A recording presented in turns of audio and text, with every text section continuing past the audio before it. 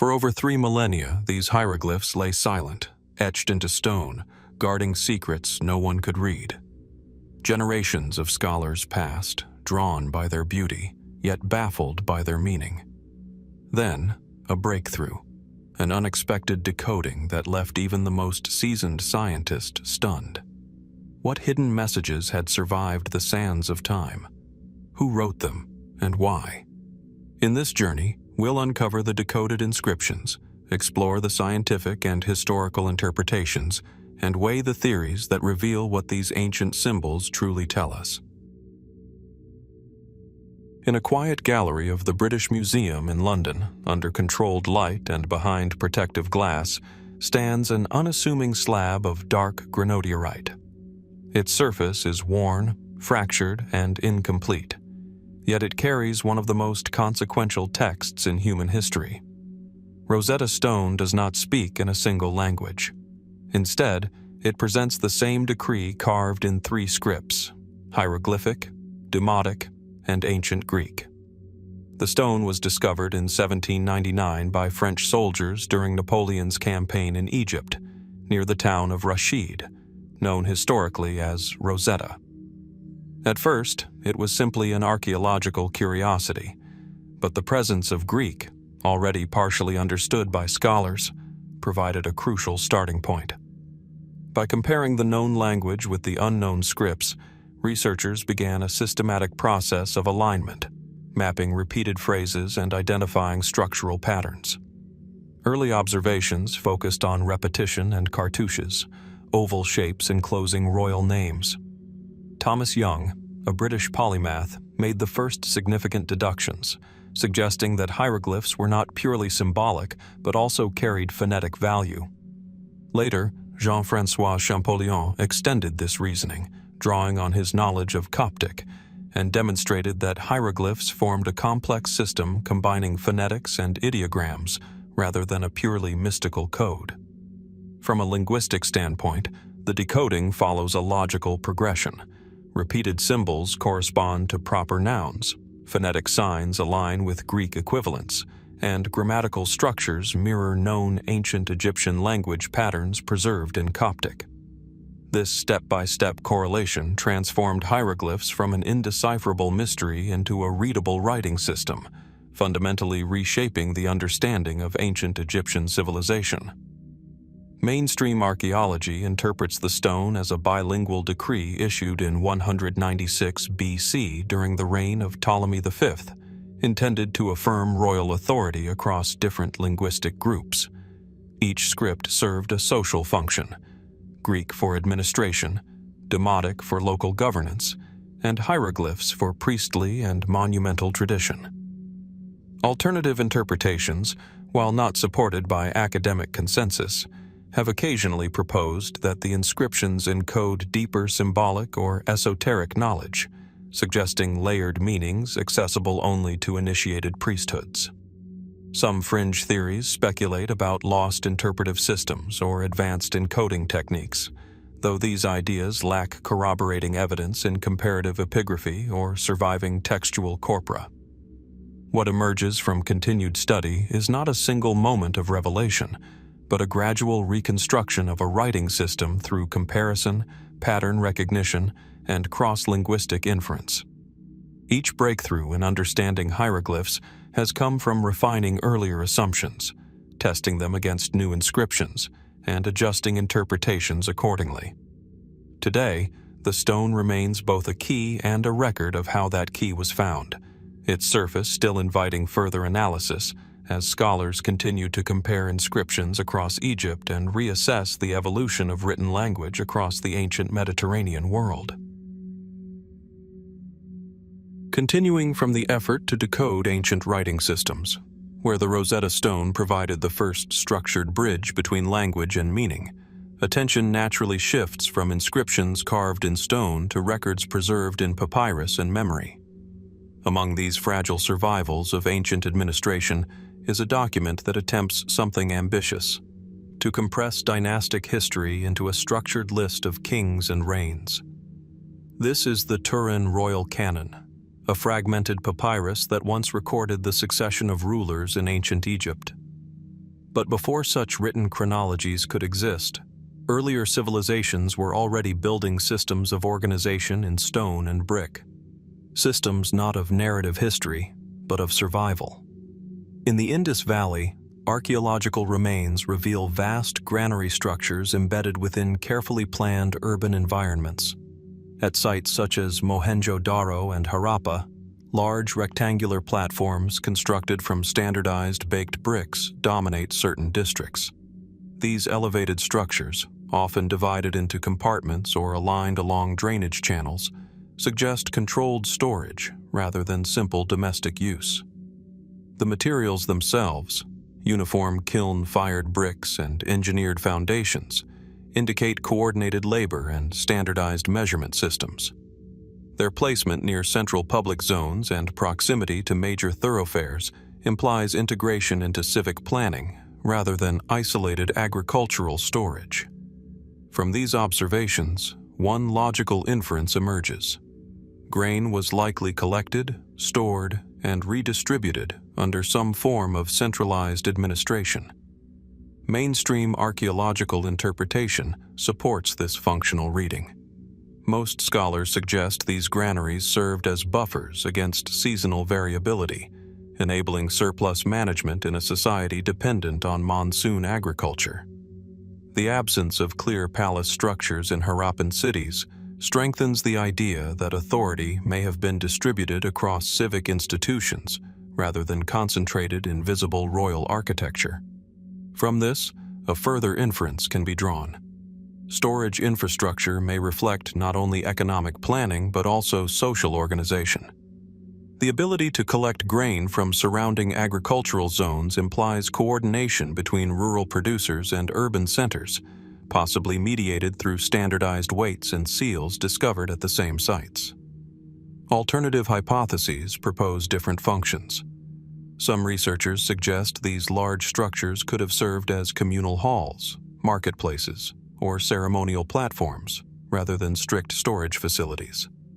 Others argue that what is interpreted as granary architecture may represent multifunctional spaces whose exact use shifted over time, depending on seasonal or administrative needs. Comparative analysis with Mesopotamian grain silos supports the storage interpretation, yet differences in architectural design leave room for ambiguity. Unlike river valley empires with explicit temple economies, the Indus system remains less explicitly hierarchical in its surviving material record. When placed alongside textual artifacts like the Turin royal canon, a broader pattern begins to emerge. Ancient societies increasingly sought to systematize both resources and time, whether through written king lists or engineered storage systems. One organizes memory across generations, the other organizes sustenance across seasons. Together, they reflect parallel attempts to impose structure on uncertainty. What appears most plausible, based on current evidence, is a civilization experimenting with coordinated management systems that were both material and administrative in nature, yet without leaving behind fully legible records of authority. The surviving architecture suggests order, but the precise mechanisms of control and decision-making remain only partially reconstructed through material traces and comparative analysis. Continuing from the material traces of early administrative systems, where storage, measurement, and record-keeping reveal how ancient societies attempted to stabilize uncertainty, the focus shifts from grain and infrastructure to something less tangible but far more revealing: communication itself. Where earlier cities encoded order in architecture, later civilizations began to encode it in writing. Before turning fully to written archives, it is worth briefly recalling the logic of those earlier systems. In Harappan cities, large granary-like structures, raised platforms of baked brick arranged within carefully planned urban grids, suggest centralized collection and redistribution of agricultural surplus. Their scale implies coordination. Their placement near civic zones implies administration. From these patterns, scholars infer a society managing resources through structured oversight rather than purely household-based storage. This principle, organization through system rather than monument, becomes a recurring thread as evidence shifts westward and forward in time. That thread becomes clearer in the desert landscape of Amarna, where windswept ruins once formed the short-lived capital of Akhenaten in 14th century BC Egypt. Within the remains of administrative buildings, archaeologists uncovered hundreds of clay tablets, small, hardened fragments of correspondence preserved by fire and abandonment rather than intention. These are the Amarna Letters. The physical characteristics of these tablets are consistent and deliberate.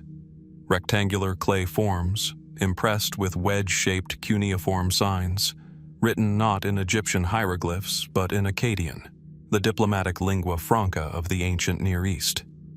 Their uniformity suggests trained scribes operating within a standardized bureaucratic system. Their placement within palace archives indicates official state-level communication rather than private exchange. From these observations, a structured inference emerges. Egypt, during this period, was not an isolated imperial center, but part of a wider diplomatic network connecting city-states in the Levant, Babylon, and beyond. The letters record requests for gold, complaints about broken alliances, appeals for military assistance, and reports of regional instability. The tone is often formal, sometimes urgent, reflecting a system of hierarchical diplomacy rather than equal exchange. Mainstream historical interpretation views these tablets as evidence of early international relations, an interconnected political landscape governed by treaties, tribute obligations, and negotiated power balances. Egypt appears as a dominant yet dependent node, managing influence through correspondence rather than direct control alone. An alternative interpretive lens suggests the possibility that these letters also functioned as controlled messaging within elite scribal networks, where language, translation, and diplomatic phrasing shaped political reality as much as recorded it. Some fringe perspectives go further, proposing hidden symbolic layers or coded political intelligence embedded within standardized phrasing, though such claims remain unsupported by linguistic analysis of Akkadian grammar and comparative archives. Step by step, the reasoning becomes clearer. Standardized writing systems enabled not only record-keeping but structured diplomacy. Structured diplomacy required shared linguistic frameworks, and shared frameworks imply sustained intercultural contact across vast distances. Each tablet, therefore, is less an isolated message than a node within a larger communicative system. What emerges most plausibly is a Bronze Age world already deeply interconnected through bureaucracy, where power was maintained not only through armies or monuments, but through carefully written lines of clay carrying requests, negotiations, and obligations across kingdoms, while the full architecture of that diplomatic system remains only partially reconstructed from the fragments that survived. Building on the insight gleaned from the Amarna Letters, where clay tablets reveal a network of diplomacy and administration, attention returns to the material expressions of ancient Egyptian ideology and power, embedded not in correspondence, but in stone. Before reaching the pyramids themselves, one can recall earlier systems of organized resource management. In Harappan cities, large brick granaries occupy elevated platforms, their uniform construction and strategic placement within the urban grid signaling centralized oversight of grain storage. The scale of these structures, often stretching tens of meters and subdivided into compartments, reflects both architectural planning and the social importance of sustenance. These granaries illustrate how material infrastructure supports the functioning of complex societies, a principle that extends naturally into funerary and religious architecture. It is within this context that the earliest known Egyptian religious texts emerge, the Pyramid Texts. Carved directly onto the walls of royal burial chambers in the late 24th and early 23rd centuries BC, these inscriptions preserve ritual language intended to guide pharaohs into the afterlife. The texts occupy every available surface, arranged in vertical columns and meticulously inscribed with hieroglyphs, whose shapes remain remarkably consistent over centuries. Observations of the pyramid texts reveal patterns. Repeated formulaic phrases, invocation of deities, and instructions for navigating the underworld. The granularity of detail, naming specific gods, spells, and offerings, suggests a structured belief system that intertwines religion with political legitimacy. Just as granaries reflect organized administration of material resources, the pyramid texts reflect the organization of spiritual and ritual resources, codifying knowledge necessary for the continuation of royal authority beyond death. Mainstream Egyptology interprets these inscriptions as religious and funerary guides, designed to ensure the king's safe passage and eternal unity with divine forces. Their distribution within the pyramids emphasizes a controlled, centralized dissemination of ritual knowledge accessible only to the royal and priestly classes. Alternative interpretations propose that some spells may encode esoteric or cosmological knowledge, preserved symbolically rather than literally, perhaps even reflecting early proto-scientific observation embedded within myth. By examining the pyramid texts in relation to earlier administrative structures, whether granaries or diplomatic correspondence, a pattern emerges. Egyptian society consistently sought to impose order over uncertainty, whether in resources, communication, or spiritual destiny.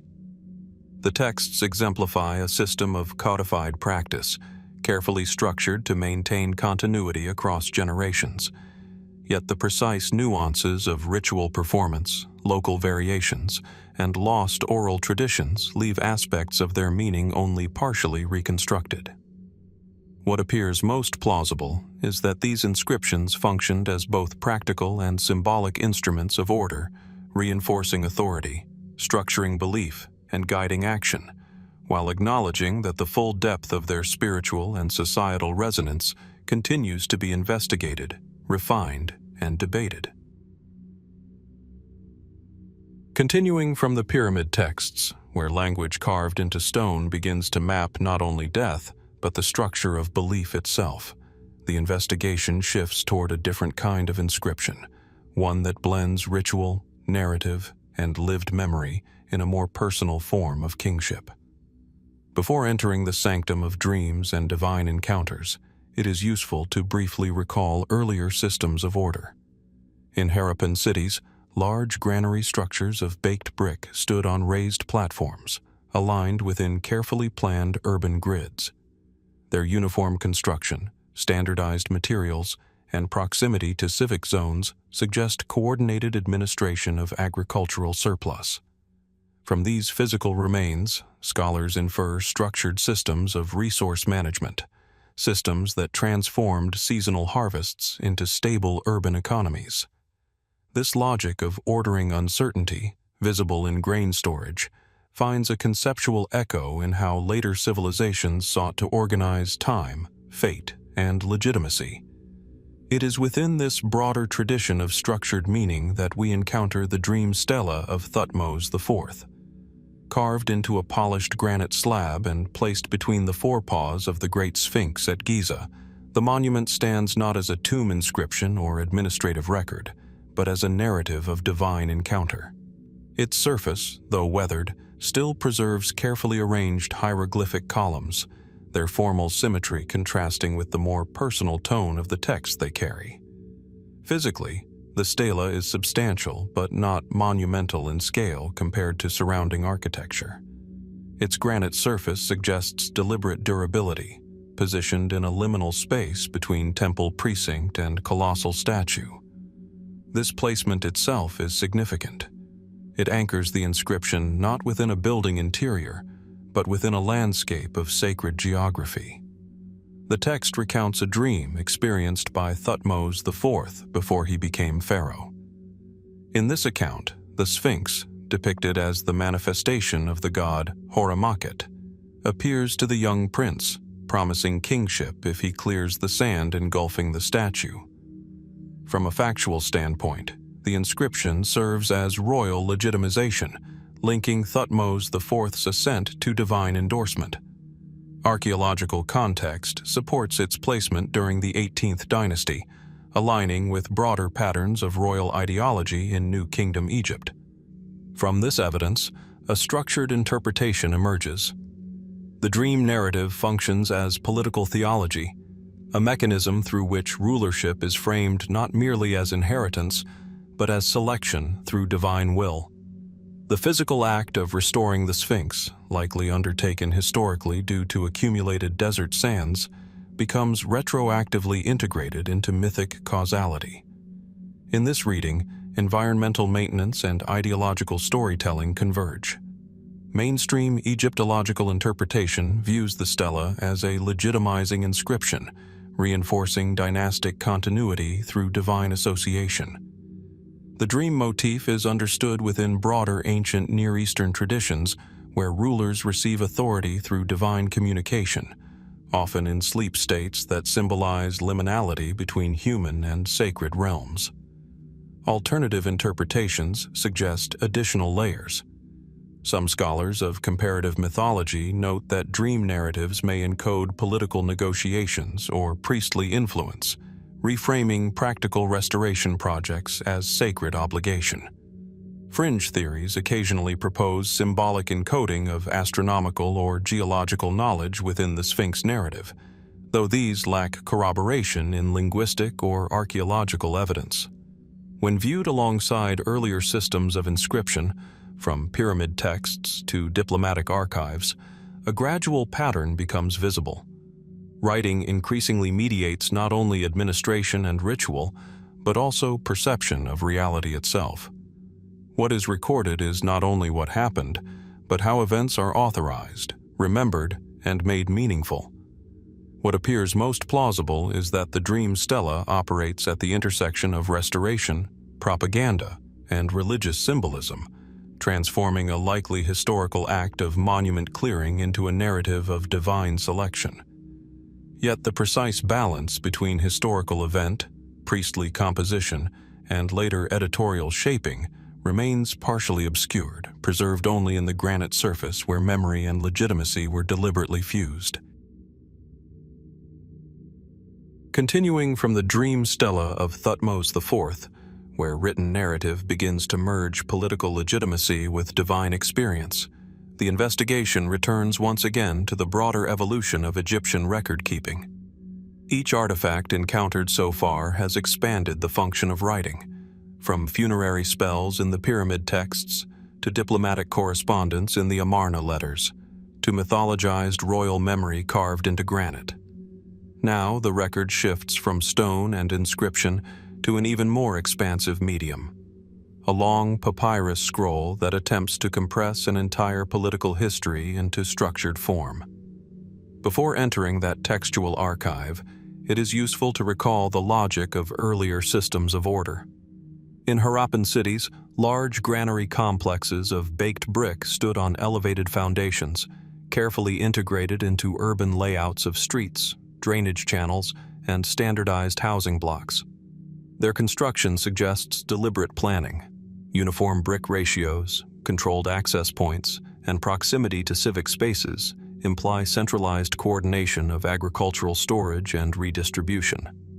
From these physical patterns, scholars infer not only economic management, but also a structured relationship between rural production and urban authority. These systems represent an early attempt to stabilize time through surplus, ensuring continuity beyond seasonal uncertainty. It is within this wider tradition of structuring complexity that we encounter the Great Ebers Papyrus. Measuring over 40 meters in length, this exceptionally long papyrus document is one of the most extensive surviving texts from ancient Egypt. Its surface is densely filled with hieratic script, written in careful columns that flow across its length like a continuous administrative ledger. Physically, the papyrus is striking not for imagery, but for accumulation. Its long expanse suggests sustained scribal effort, likely compiled during the reign of Ramesses III in the 20th dynasty. The material itself, processed papyrus reed flattened and joined in sheets, indicates organized production networks capable of supplying large-scale administrative needs. Its preservation in fragmentary but legible form allows scholars to reconstruct sections of its content with reasonable certainty. The text primarily records royal donations to temples, listing offerings of land, goods, livestock, and labor. From this, a structured inference emerges. The papyrus functions as both economic record and ideological statement. By documenting extensive temple endowments, it reinforces the perception of royal generosity while simultaneously mapping the flow of state resources into religious institutions. Mainstream Egyptological interpretation views the Great Harris Papyrus as a retrospective administrative summary, possibly commissioned after political instability to reaffirm legitimacy and restore confidence in centralized authority. Its detailed accounting suggests a bureaucratic system capable of tracking resources across vast institutional networks, linking royal power directly to temple economies. Alternative interpretations propose additional dimensions. Some scholars suggest the text may reflect not only actual distributions, but also idealized representations of kingship, where recorded generosity serves propagandistic purposes. In this view, the papyrus becomes less a neutral ledger and more a curated narrative of stability. Fringe hypotheses occasionally propose hidden calendrical or symbolic structures embedded within its numerical lists, though such claims remain unsupported by systematic textual analysis. Step by step, a broader pattern becomes visible across the artifacts examined so far. Writing evolves from ritual invocation to diplomatic communication, from mythologized dream narrative to bureaucratic accounting.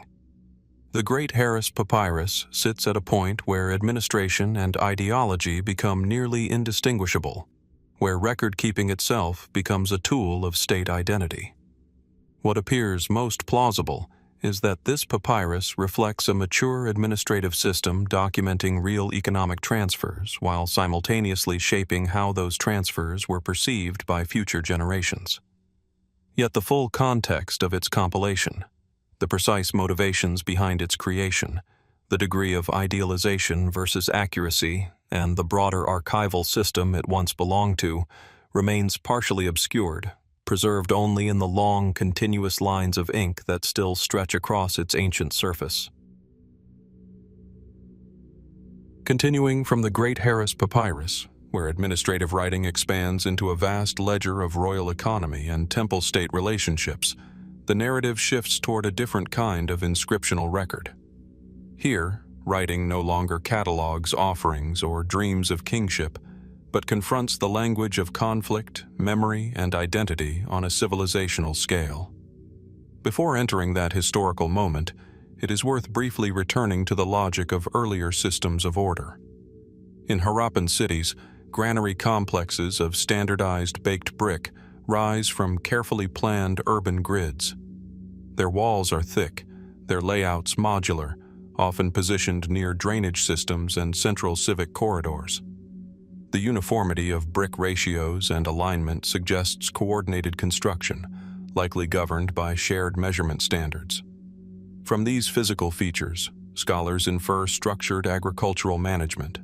Grain collected from surrounding rural zones, stored in controlled environments, and redistributed according to seasonal or administrative need.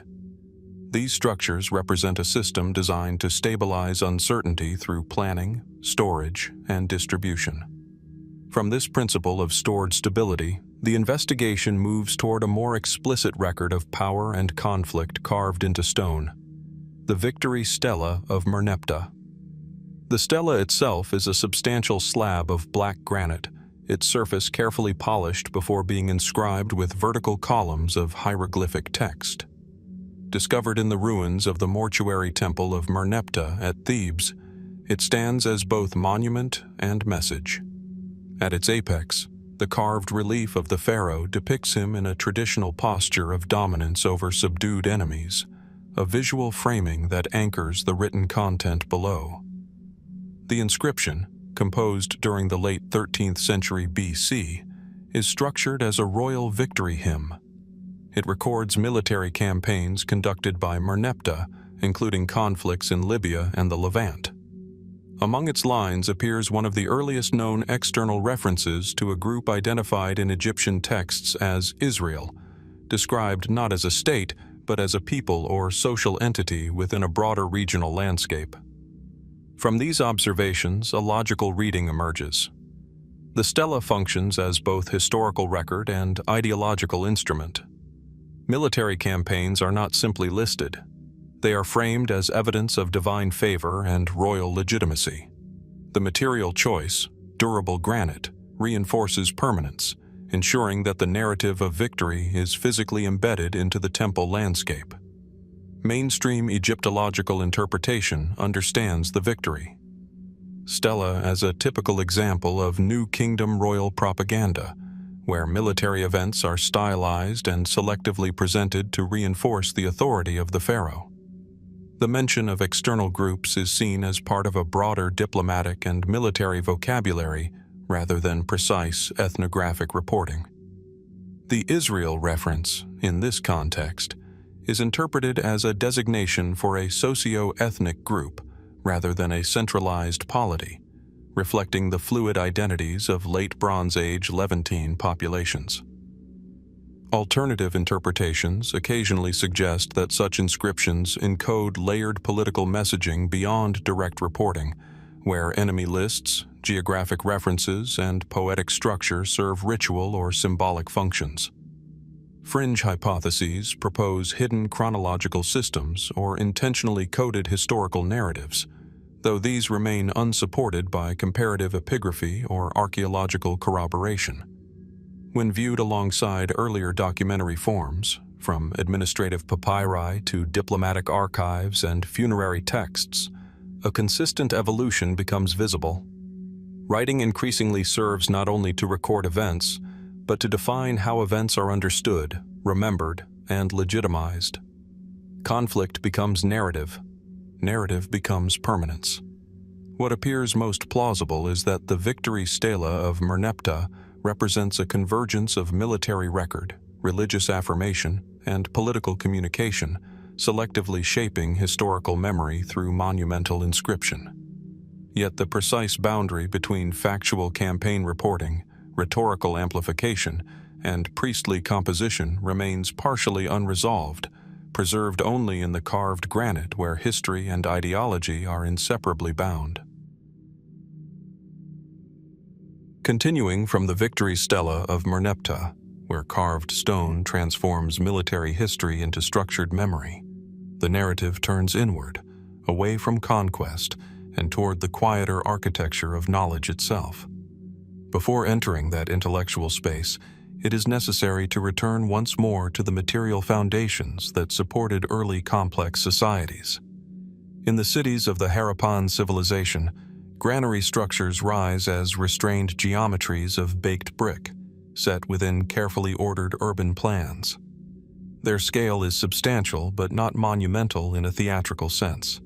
Rectangular platforms, often divided into modular compartments, positioned near drainage channels and civic corridors. The bricks themselves follow consistent proportions, suggesting standardized production and shared construction logic across settlements. These are not isolated storage rooms, but integrated components of a wider urban system. From these physical characteristics, several structured inferences emerge. The uniformity of construction implies coordinated governance of labor and materials. The proximity to civic infrastructure suggests controlled distribution rather than household storage. Grain, therefore, was likely collected from surrounding agricultural zones, consolidated, and redistributed in response to seasonal demand. This points to an administrative system designed not only for storage, but for temporal management, transforming harvest into continuity.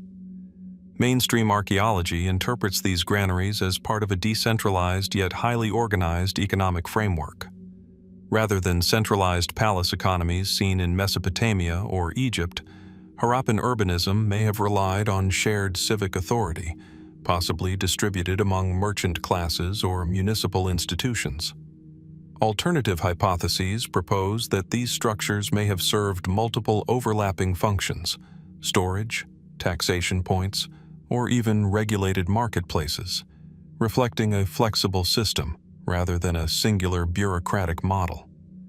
Comparative studies with other Bronze Age civilizations suggest that such multifunctionality is plausible where direct textual evidence is absent.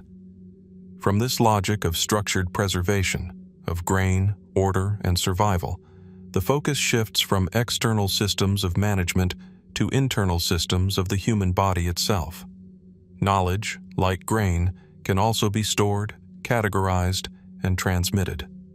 In ancient Egypt, this principle becomes visible not in architecture, but in one of the earliest known attempts to document medical reasoning. The Edwin Smith Papyrus is a carefully written scroll dating to around 1600 BC, though it likely copies earlier material.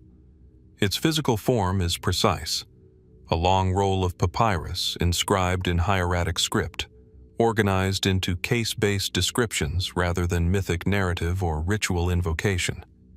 Each section follows a structured format: observation of injury, examination, diagnosis, and recommended treatment. From these features, a clear inference arises. Unlike magical or purely ritual healing texts common in the ancient world, this document reflects an early attempt at empirical classification. Injuries are described in observable terms: skull fractures, spinal damage, facial trauma.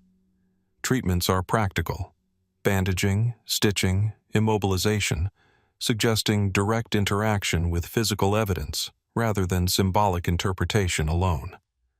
Mainstream Egyptology and medical historians regard the Edwin Smith Papyrus as one of the earliest known surgical treatises.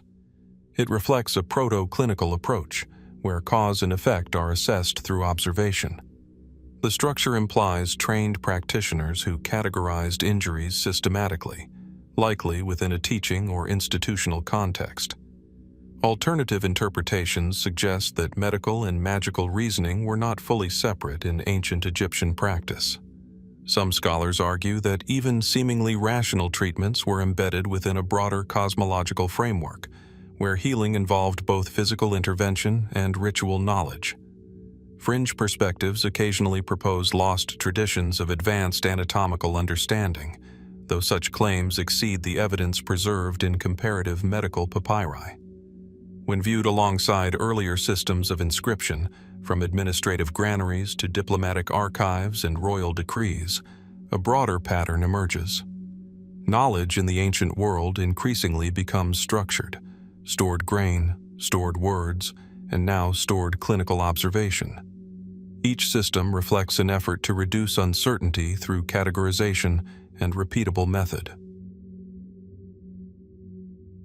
Continuing from the Edwin Smith Papyrus, where systematic observation begins to intersect with practical healing, the investigation turns once more to the broader corpus of Egyptian medical knowledge, revealing a complementary perspective, a text less focused on traumatic injury and more on the rhythms of the body, disease, and therapeutic practice. Before entering the world of remedies and prescriptions, it is useful to revisit the foundations of ancient structured systems. In Harappan cities, granary complexes of baked brick rise on elevated platforms, integrated carefully within the urban grid. Their walls are thick and uniform, the compartments modular, and the positioning near civic spaces indicates centralized administration of agricultural surplus. From these observations, scholars infer that such structures functioned not merely as storage, but as instruments of societal stability, allowing urban centers to manage seasonal variability and resource distribution with predictability. Mainstream interpretations describe these granaries as evidence of organized civic planning, while alternative hypotheses propose overlapping social and economic roles, including regulated marketplaces or communal repositories. These physical systems of order form a conceptual bridge to textual systems that organize knowledge, whether political, ritual, or medical. It is within this continuum of structured knowledge that the Ebers Papyrus emerges. Measuring over 20 meters in length, this scroll, dating to around 1550 BC, is one of the most comprehensive surviving medical texts from ancient Egypt. Its hieratic script flows across densely inscribed columns, meticulously organized into sections addressing anatomy, disease, preventive care, and therapeutic prescriptions. Unlike the Edwin Smith Papyrus, which focuses on trauma and surgical methodology, the Ebers Papyrus presents a broader, more holistic view of health, encompassing internal ailments, skin conditions, gastrointestinal issues, and even psychological symptoms. From these observations, a structured interpretation unfolds. The text operates as both reference and instruction, intended for trained practitioners who could apply its knowledge in practical settings.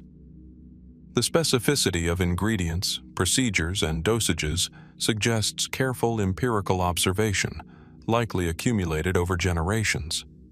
At the same time, many treatments are intertwined with magical formulas, incantations, and ritual practices, highlighting the inseparable interplay of empirical and spiritual reasoning in Egyptian medicine.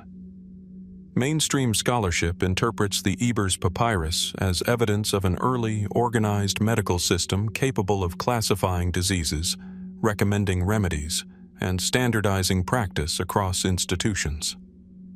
Alternative perspectives emphasize the persistence of ritualized healing, suggesting that efficacy was as much a function of cultural expectation and religious authority as of pharmacological action.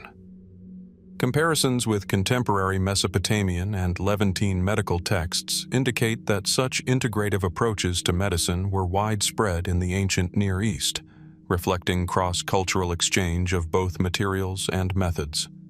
Step by step, a pattern becomes apparent.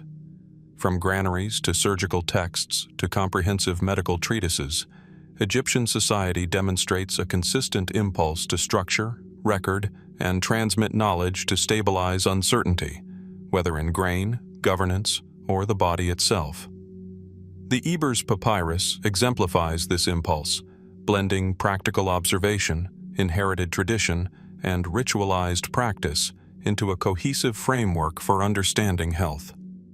What appears most plausible is that the text represents an institutionalized, multi-generational accumulation of medical knowledge, balancing empirical insight with culturally embedded ritual.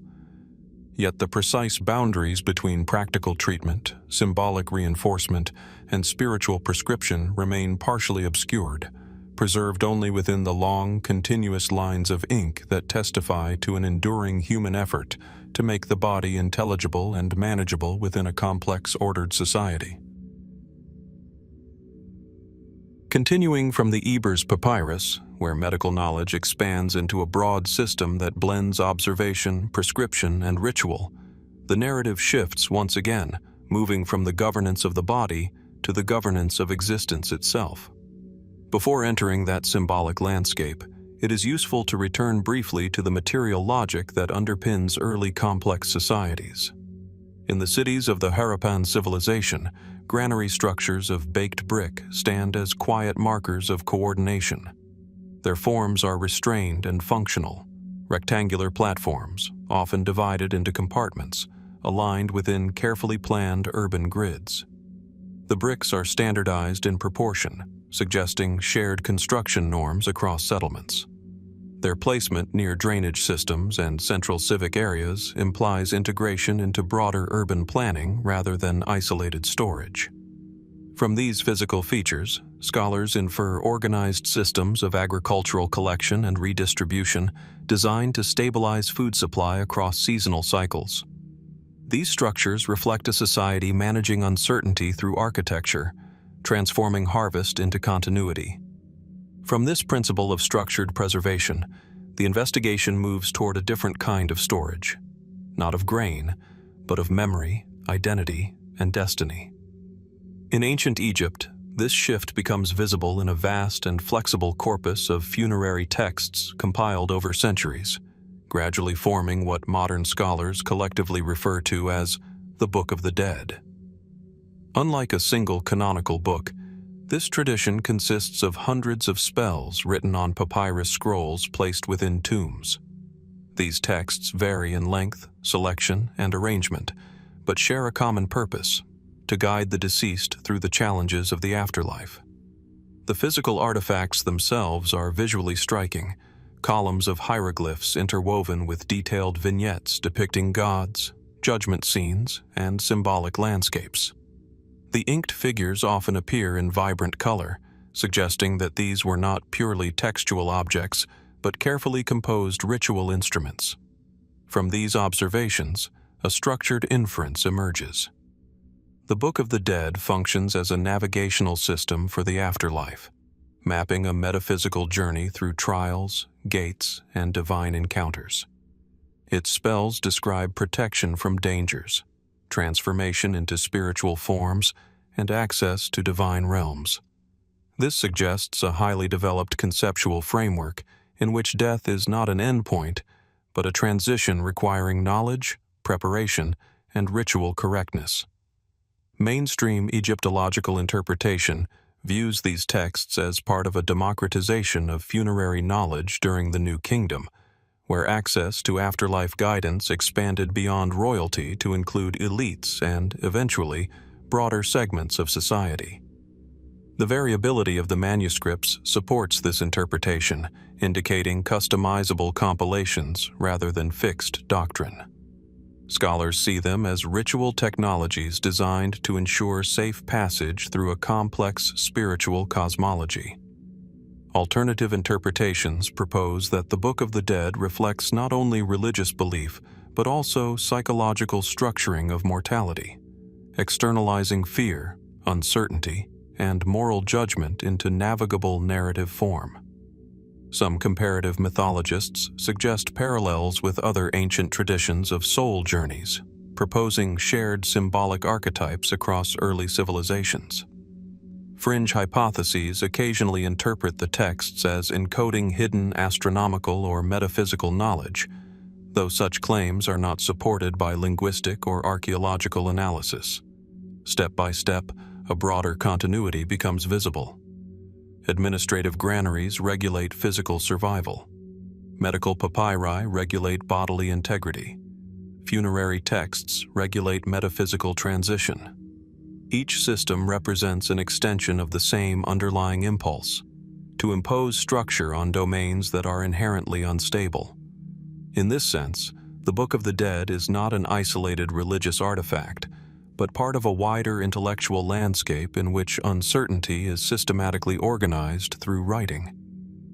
What appears most plausible is that these texts functioned as adaptable ritual guides, shaped by evolving theological ideas, local priestly traditions, and individual preference, while maintaining a shared conceptual framework of judgment, transformation, and continuity after death. Yet the precise boundaries between standardized doctrine, personalized belief, and oral tradition remain only partially recoverable, preserved in fragments that still suggest a far more complex and fluid spiritual system than any single surviving manuscript can fully contain. Across the broad floodplains of early civilization, the logic of preservation continues to appear in repeated architectural forms. In the cities of the Indus Valley civilization, granary complexes stand as some of the most carefully organized structures yet uncovered. These are not simple storage huts, but elevated platforms built from standardized baked bricks aligned with geometric precision within urban grids. Their physical characteristics are consistent across sites: rectangular foundations, thick load-bearing walls, and segmented internal layouts that suggest compartmentalized storage. Archaeological evidence indicates that many were positioned near waterways or drainage channels, minimizing flood risk while maximizing accessibility. The uniformity of brick ratios and construction methods suggests a shared architectural tradition, likely maintained through centralized planning or long-standing cultural standardization. From these observations, several inferences emerge. The scale of these granaries implies agricultural surplus beyond immediate consumption needs. The compartmentalization suggests regulated distribution rather than open access, hinting at administrative control over food resources. Their placement within civic zones, rather than isolated agricultural fields, indicates integration into broader urban governance systems. Taken together, these features suggest a society capable of coordinating labor, managing surplus, and anticipating seasonal variability. This principle of structured preservation, where physical resources are carefully cataloged, stored, and regulated, forms a conceptual bridge to another kind of ancient system, one that preserves not grain, but historical memory itself. It is within this transition from material infrastructure to recorded chronology that attention turns to a monumental inscription from ancient Egypt, the Abydos king list. Located on the walls of the Temple of Abydos, this inscription was commissioned during the reign of Seti I in the 13th century BC. Carved into polished limestone, the king list is arranged in orderly horizontal rows, each containing the cartouche of a pharaoh. The surface is meticulously executed. Hieroglyphs are deeply incised, balanced within rectangular frames, and aligned with architectural precision that reflects the disciplined aesthetics of New Kingdom temple design. At first observation, the Abydos king list presents itself as a sequence of names, succession made visible in stone. Seti I is shown alongside his heir, Ramesses II, emphasizing dynastic continuity. The list stretches backward through time, recording a curated lineage of kings stretching into Egypt's distant past. However, the structure is not neutral. Certain names are deliberately excluded. Rulers associated with political disruption or religious deviation are omitted, their reigns effectively erased from this official chronology.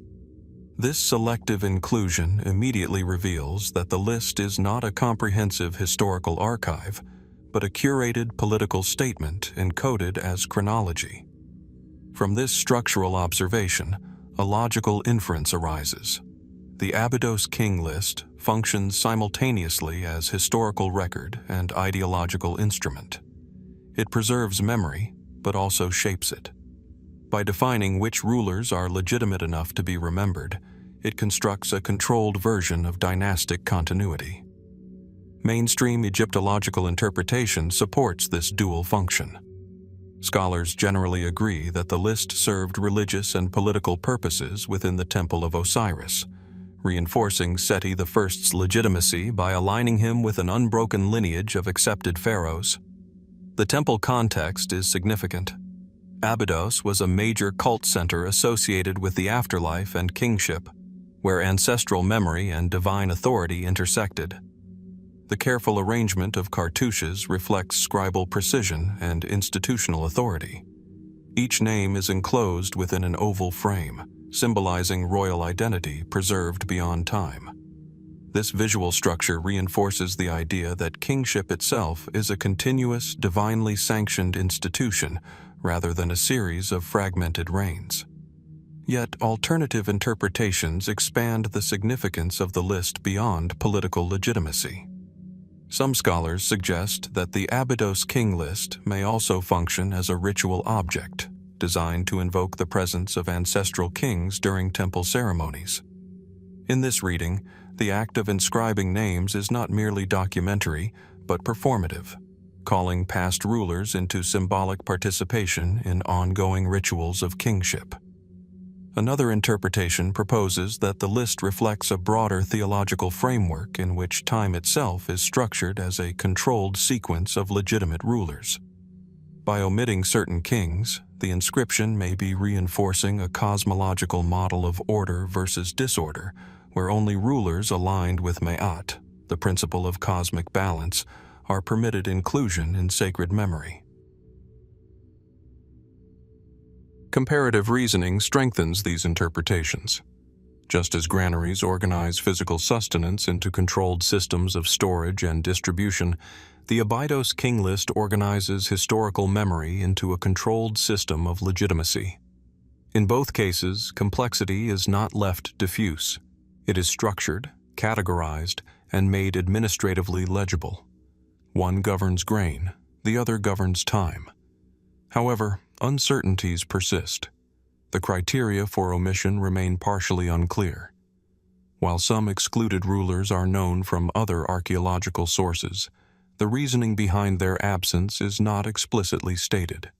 It is debated whether these omissions reflect religious condemnation, political revisionism, or later scribal standardization. Additionally, variations between king lists across different temples suggest that no single canonical version of history existed in ancient Egypt. Some scholars propose that multiple localized king lists may have circulated simultaneously, each reflecting regional theological priorities or political alliances. If this is the case, the Abydos king list represents not a universal chronology, but a specific institutional perspective, shaped by the religious and political environment of Seti I's reign. Further speculation considers the role of oral tradition in shaping the written list. It is possible that scribes compiled the sequence from a combination of temple archives, oral recitations, and earlier inscriptions now lost. This would imply that the king list is itself a synthesis of multiple memory systems, merging written, spoken, and ritual knowledge into a unified inscription. Taken together, the Abydos king list emerges as both archive and argument. It preserves dynastic memory while simultaneously defining the boundaries of legitimate history. Like granaries that stabilize material survival, it stabilizes historical narrative. Like temple inscriptions, it anchors political legitimacy in sacred space. The most plausible synthesis suggests that the Abydos king list functioned as a curated dynastic record embedded within a religious context, designed to affirm continuity between Seti I and an idealized lineage of legitimate pharaohs. Yet the selective omissions, regional variations in king lists, and the interplay between history and theology remain partially unresolved. The inscription stands as a carefully constructed intersection of memory and authority, preserving not only who ruled Egypt, but also how Egypt chose to remember itself, even as the full logic behind those choices continues to invite interpretation. Across the river valleys of early civilization, certain patterns of human organization appear with remarkable consistency. In the Indus cities of the Indus Valley civilization, granaries rise as elevated rectilinear platforms constructed from standardized baked bricks. Their surfaces are carefully leveled, their edges aligned with surrounding street grids, and their internal divisions suggest compartmentalized storage. Drainage channels run nearby, indicating deliberate environmental planning, while their placement within civic zones reflects integration into urban administrative structures. Archaeological observation confirms several consistent features: uniform brick ratios across distant sites, modular construction techniques, and strategic positioning near transport routes and water systems. From these details, a structured inference emerges. These granaries were not incidental storage spaces, but components of a coordinated system of surplus management. Grain likely flowed from surrounding agricultural regions into centralized hubs, where it was measured, stored, and redistributed according to seasonal and administrative needs. This system implies more than agricultural efficiency. It suggests the presence of accounting practices, measurement standards, and coordinated labor organization. While the Indus script remains undeciphered, the architecture itself encodes a logic of governance, control over resources expressed not in text but in space and structure. From this foundation of structured measurement and resource control, the narrative shifts naturally from physical systems of storage to intellectual systems of calculation. If grain required measurement, then so too did land, construction, taxation, and trade. This transition leads into one of the most important surviving mathematical documents of ancient Egypt, the Rhind mathematical papyrus. The papyrus, dating to approximately 1550 BC, was written by the scribe Ahmes and is believed to be a copy of an earlier Middle Kingdom text. It is preserved today in fragmented but largely legible form, its surface aged to a warm brown tone, inscribed in hieratic script. The document was acquired in the 19th century by Alexander Henry Rhind in Luxor and is now housed in the British Museum and the Brooklyn Museum, divided between collections. At first observation, the Rhind mathematical papyrus presents itself not as narrative or ritual text, but as a structured compilation of mathematical problems and solutions. It includes arithmetic calculations, fractions, geometric formulas, and practical problem-solving scenarios. The format is instructional. Each problem is stated, followed by a step-by-step method of solution. The content ranges from simple arithmetic to more complex calculations, involving areas of fields, volumes of granaries, and distribution of goods. One notable feature is the systematic use of unit fractions, reflecting a distinct mathematical system different from modern notation, but internally consistent and highly organized. From these observations, a logical inference arises. The papyrus reflects a practical mathematical tradition embedded within administrative life. Its problems are not abstract puzzles, but applied calculations relevant to taxation, construction, agriculture, and resource distribution. This suggests that mathematical knowledge in ancient Egypt was deeply integrated into bureaucratic and economic systems. Mainstream scholarly interpretation views the Rhind papyrus as a teaching manual or reference document used in scribal training. It demonstrates that scribes were trained not only in writing, but also in numerical reasoning, ensuring that administrative officials could manage land division, grain distribution, and construction logistics. The presence of worked examples suggests an instructional purpose, possibly intended for students in temple or administrative schools. However, alternative interpretations broaden its significance. Some scholars propose that the papyrus may represent a compilation of specialized knowledge from different administrative domains, assembled into a single reference text. In this view, it is less a classroom exercise and more a practical handbook for professional scribes engaged in state administration. Other interpretations suggest that certain problems may encode standardized methods used in large-scale construction projects, such as pyramid building or irrigation management. Calculations involving volumes and areas could reflect real-world engineering challenges, preserved in written form to ensure consistency across projects and generations. Comparative analysis strengthens this interpretation. Just as Indus granaries reflect spatial solutions to resource storage, the Rhind papyrus reflects numerical solutions to resource management. Both systems rely on standardization, one through brick dimensions and architectural modules, the other through arithmetic procedures and fractional systems. In both cases, abstraction is used to regulate complexity. Yet uncertainties remain. It is not fully clear whether the papyrus reflects actual everyday calculations or idealized mathematical instruction. The extent to which scribes used these exact methods in practice versus more intuitive or localized techniques is still debated. Additionally, the relationship between mathematical theory and practical application in ancient Egyptian society is not fully understood. Some scholars propose that the Rhind papyrus represents only one strand of a broader mathematical tradition, much of which has been lost. Other documents may have contained alternative methods or more advanced techniques that did not survive. This possibility suggests that our current understanding may reflect a partial archive rather than a complete intellectual system. Further speculation considers the cognitive structure behind the mathematics itself. The use of unit fractions, repetitive procedures, and step-by-step problem-solving indicates a strong preference for procedural reasoning. This suggests that mathematical knowledge was transmitted through repetition and demonstration, rather than abstract symbolic manipulation as in modern systems.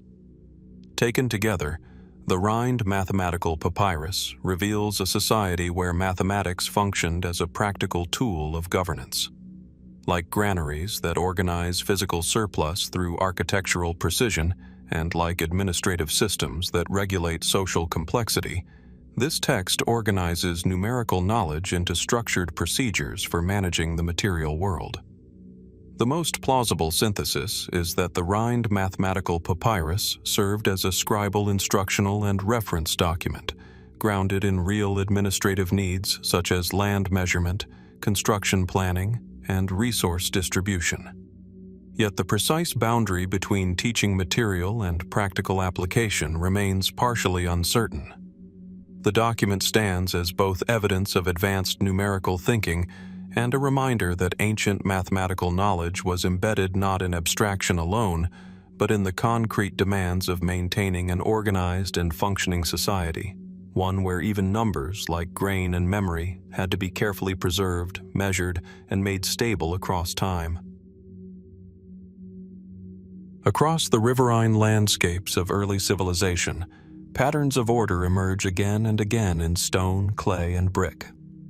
In the cities of the Indus Valley civilization, granaries stand as carefully engineered structures, elevated platforms constructed from uniform baked bricks, arranged in precise geometric layouts.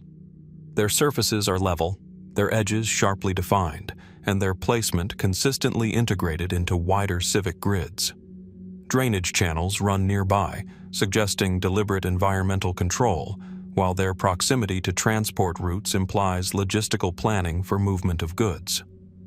Archaeological evidence from sites such as Harappa and Mohenjo-Daro indicates that these granaries were not isolated storage units but components of a larger urban system.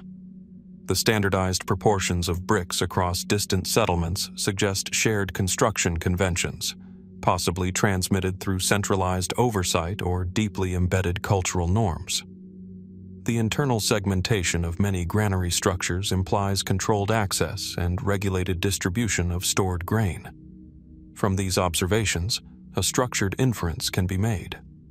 The granaries likely functioned as nodes in an organized network of surplus management, where agricultural production from surrounding rural zones was collected, measured, stored, and redistributed. This system implies not only agricultural efficiency, but also administrative coordination, systems of measurement, scheduling, and perhaps even proto-record-keeping practices that remain archaeologically invisible due to the undeciphered Indus script. Such architectural systems reveal a fundamental principle. Early civilizations often encoded their governance not only in texts, but in spatial organization. And as human societies expanded, this impulse to record, organize, and preserve gradually extended beyond physical infrastructure into increasingly abstract systems of memory, systems that attempted to preserve not only resources, but the very history of kingship itself. This transition leads naturally from architectural order to chronological record, from the storage of grain to the storage of time. Within this intellectual continuum emerges one of the most significant surviving artifacts of early Egyptian historiography, the Palermo Stone. Unlike monumental temple inscriptions designed for public display, the Palermo Stone is a fragment of a much larger basalt slab, dark and polished, its surface engraved with finely incised hieroglyphs arranged in horizontal registers. Its material, dense, volcanic stone, gives it a weighty permanence, as if chosen deliberately to endure across millennia.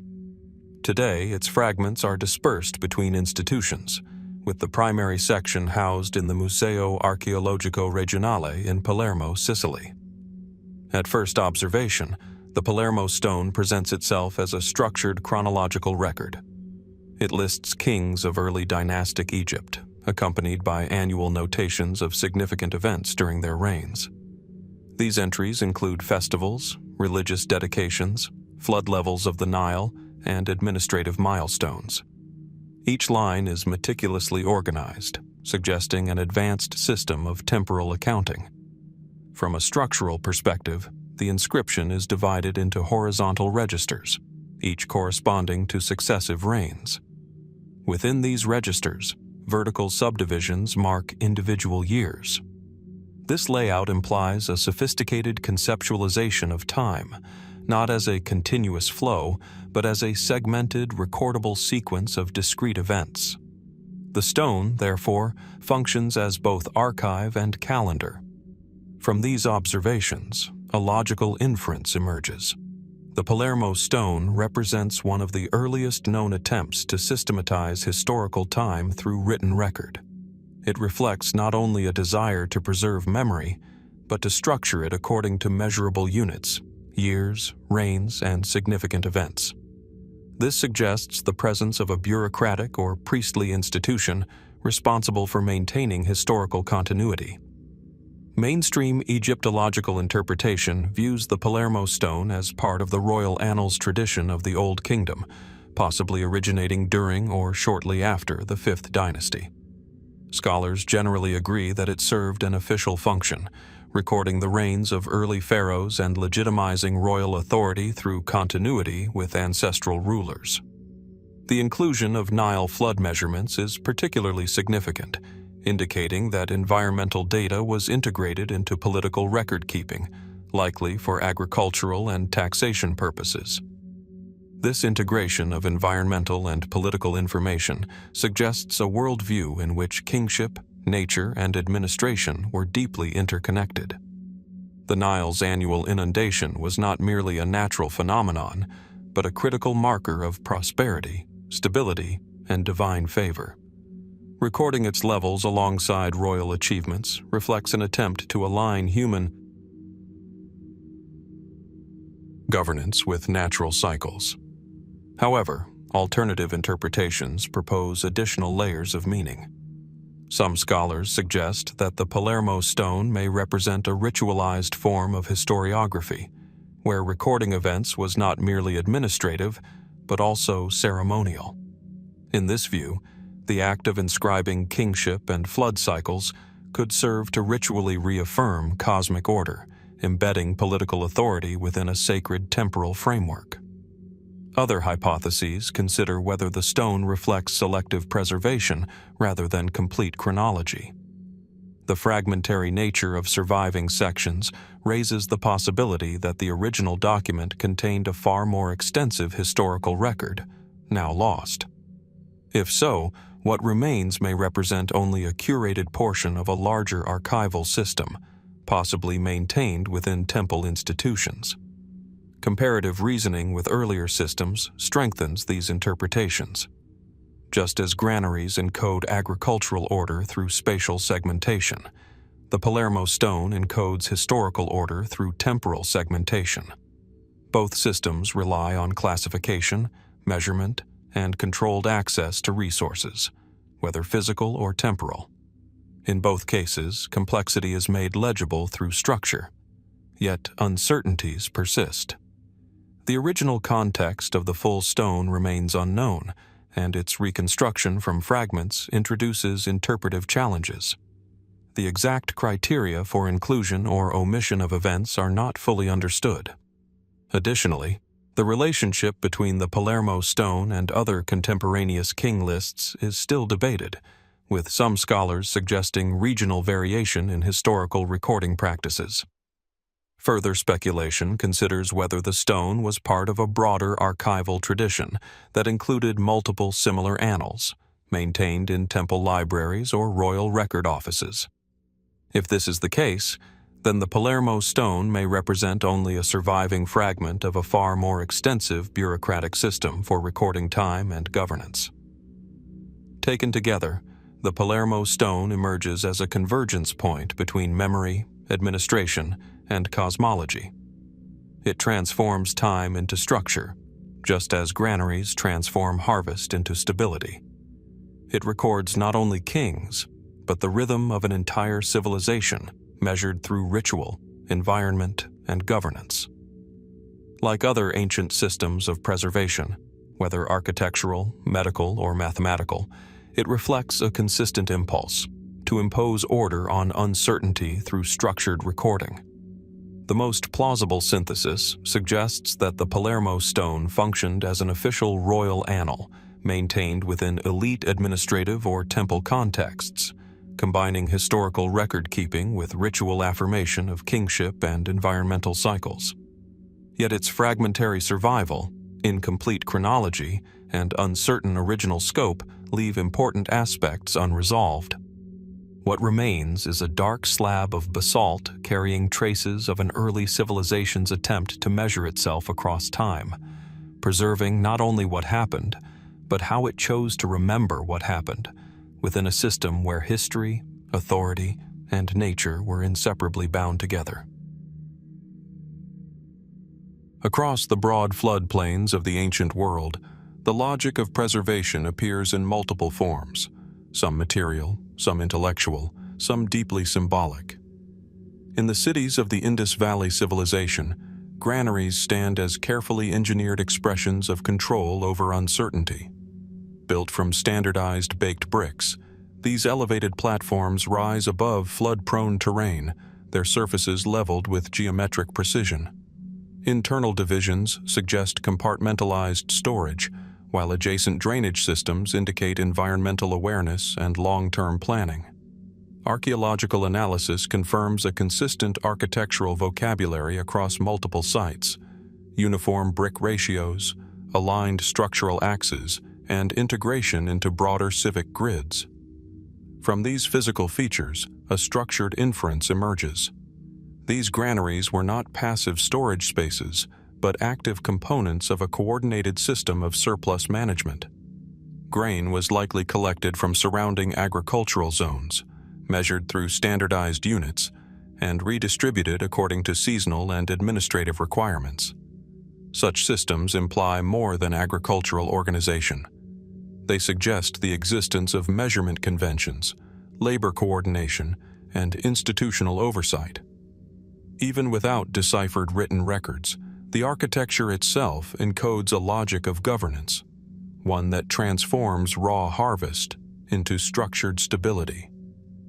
From this foundation of material control, the narrative shifts toward a different domain of preservation, not grain stored in brick chambers, but knowledge stored in symbolic language, designed to accompany the dead beyond the limits of physical existence.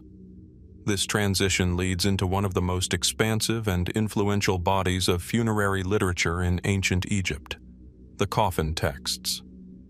Emerging during the First Intermediate Period and Middle Kingdom, roughly 21st to 17th century BC, the Coffin Texts represent a transformation in how Egyptian society conceptualized the afterlife. Unlike earlier pyramid texts, which were restricted primarily to royal tombs, these inscriptions appear on wooden coffins of non-royal individuals, officials, scribes, and members of the emerging administrative class. The physical medium itself is significant. Wooden coffins painted or inscribed with hieroglyphic and cursive hieratic texts, often accompanied by symbolic imagery of gates, deities, and celestial journeys. At first observation, the Coffin Texts are not a single unified composition, but a vast corpus of spells, numbering in the hundreds. Each spell serves a specific function: protecting the deceased, granting transformation into divine forms, ensuring safe passage through the underworld, or providing knowledge of sacred names and locations. The texts are arranged in variable order, suggesting flexibility rather than strict canonical structure. From these observations, a logical inference emerges. The Coffin Texts reflect a democratization of funerary knowledge. What was once reserved for kings in monumental pyramids becomes accessible to a broader elite class. This shift implies changes in social structure, religious ideology, and economic capacity, where access to afterlife knowledge becomes partially detached from royal exclusivity. Mainstream Egyptological interpretation views the Coffin Texts as an evolution of earlier funerary traditions, adapted to a changing political landscape following the collapse of centralized Old Kingdom authority. In this reading, the texts represent both continuity and innovation.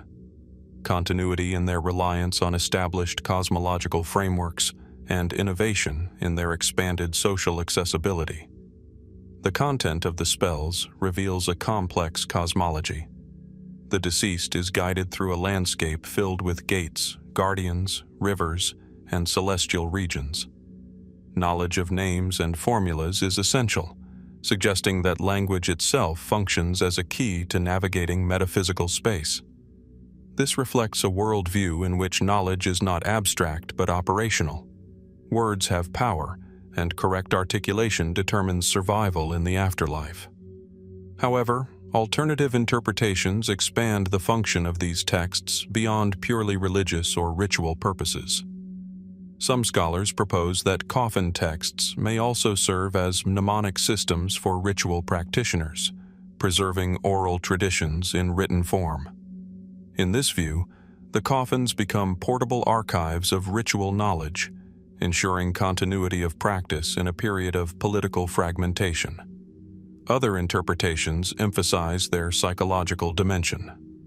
The detailed descriptions of transformation, protection, and cosmic navigation may have provided emotional structure for confronting mortality. The repetition of spells and formulas could function as cognitive reinforcement, embedding certainty within uncertainty. Comparative reasoning again reveals structural parallels with earlier systems. Just as granaries organize physical sustenance through compartmentalization and control, coffin texts organize spiritual continuity through classification and formulaic structure. In both cases, complexity is managed through segmentation, grain divided into storage units and existence divided into spells and stages of transition. Yet, uncertainties remain. The variability in spell selection across coffins suggests that no fixed canon existed. Instead, individuals may have chosen spells based on personal belief, local tradition, or priestly recommendation. This raises questions about standardization versus personalization in funerary practice. Some scholars suggest that coffin texts reflect a transition from centralized religious authority to more localized and individualized expressions of belief. Others argue that they represent institutional continuity adapted to broader participation rather than fragmentation. The truth may lie in a combination of both dynamics, reflecting a society in transition. Further speculation considers the relationship between written spells and ritual performance. It is unclear whether the texts were meant to be read aloud, activated through ceremony, or functioned primarily as symbolic inscriptions. The interplay between text, voice, and ritual action remains partially unresolved. Archaeological evidence indicates that coffins bearing these texts were often placed within carefully constructed tomb environments, accompanied by grave goods intended to support the deceased in the afterlife. This suggests that the coffin texts were part of a broader funerary system integrating material provision, ritual practice, and textual instruction. Taken together, the coffin texts represent a profound expansion in the distribution of afterlife knowledge. They transform the concept of immortality from a royal privilege into a more widely accessible, though still socially stratified, framework. Like granaries that stabilize survival through physical storage and administrative systems that stabilize society through record-keeping, these texts stabilize existence beyond death through structured language. The most plausible synthesis suggests that the coffin texts functioned as a flexible corpus of funerary spells used by elite non-royal individuals during the Middle Kingdom, reflecting both continuity with earlier royal traditions and adaptation to changing social structures. Yet the variability of their composition, the ambiguity of their ritual application, and the evolution of their cosmological concepts remain partially unresolved. What endures is a vast textual landscape in which language becomes architecture, and architecture becomes passage, a system designed to carry human identity across the fragile boundary between life and what lies beyond, without ever fully revealing the final shape of that journey. Across the river valleys of early civilization, The architecture of survival repeats itself in quiet, disciplined forms. In the cities of the Indus Valley civilization, granaries rise as elevated rectangular platforms built from standardized baked bricks. Their surfaces are level and carefully aligned, their edges sharply defined against surrounding streets, and their internal divisions suggest compartmentalized storage. Nearby drainage channels indicate environmental planning, while their placement within civic zones reflects integration into broader urban systems rather than isolated agricultural use. Archaeological evidence points to remarkable consistency in construction techniques across widely separated settlements. Brick proportions remain standardized, suggesting shared conventions or long-term architectural traditions. From these physical observations, a structured inference emerges. These granaries likely functioned as centralized storage and redistribution hubs for agricultural surplus. Grain, gathered from surrounding rural zones, would have been measured, stored, and allocated through coordinated systems of administration. This implies more than agricultural efficiency. It suggests a society capable of planning across seasons, coordinating labor, and maintaining systems of measurement and control without visible monumental royal propaganda. In this silence of inscriptions, architecture itself becomes the record, structured, repetitive, and precise. From this material logic of governance and regulation, the narrative shifts into a different but related form of ancient order. Not the storage of grain, but the storage of authority, law, and administrative identity. This transition leads into a key artifact of Hellenistic Egypt, where political power, religious authority, and linguistic translation converge in a single monumental decree. The Decree of Canopus. Issued in 238 BC during the reign of Ptolemy III Euergetes, the Decree of Canopus was inscribed on stone in multiple scripts: Egyptian hieroglyphs, Egyptian Demotic, and Ancient Greek. This trilingual structure immediately distinguishes it as a document designed for administrative reach across linguistic and cultural boundaries. The decree was promulgated during a council of priests at Canopus, near the Nile Delta, a region where Egyptian tradition and Greek governance intersected under the Ptolemaic dynasty. At first observation, the inscription is organized in carefully ordered columns of text. Each script conveys the same content, allowing comparison between linguistic systems. The hieroglyphic section is formal and ritualized, the Demotic version more practical and administrative, and the Greek version precise and politically oriented. This parallel structure provides a rare opportunity to observe how meaning is translated across languages within a single political act. From this structure, a logical inference emerges. The Decree of Canopus is not merely a proclamation, but a mechanism of administrative integration. It functions as a tool for unifying a multilingual population under a shared political framework. By encoding the same decree in multiple scripts, the ruling authority ensures both symbolic legitimacy in traditional Egyptian culture and functional accessibility for Greek-speaking administrators. Mainstream historical interpretation views the decree as part of the broader Ptolemaic strategy of consolidating rule over Egypt following Alexander the Great's conquests. The Ptolemaic dynasty governed a culturally complex society in which Greek and Egyptian traditions coexisted, sometimes uneasily. In this context, decrees such as Canopus served to stabilize authority by embedding royal decisions within both local religious institutions and Hellenistic bureaucratic systems.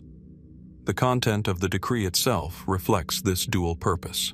It records honors bestowed upon the royal family, religious reforms, and calendar adjustments designed to synchronize civic and ritual timekeeping.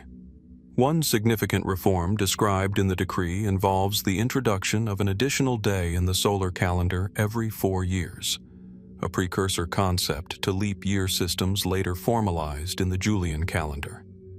This demonstrates an advanced understanding of astronomical cycles and administrative timekeeping. However, alternative interpretations extend beyond administrative function.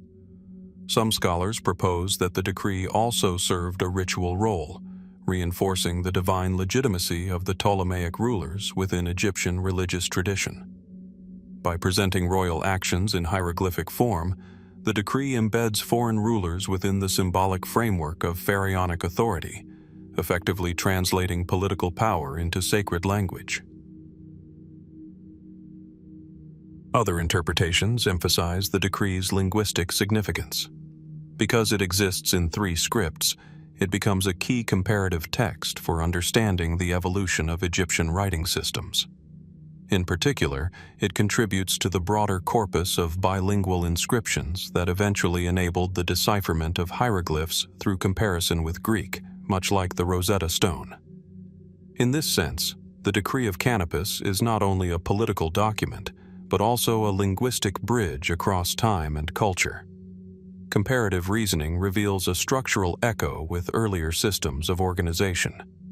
Just as Indus granaries regulate the flow of grain through spatial segmentation, the Decree of Canopus regulates the flow of authority through linguistic segmentation. In both cases, complexity is managed by dividing a continuous system into structured, interpretable units, whether physical storage compartments or parallel textual registers. Yet uncertainties remain.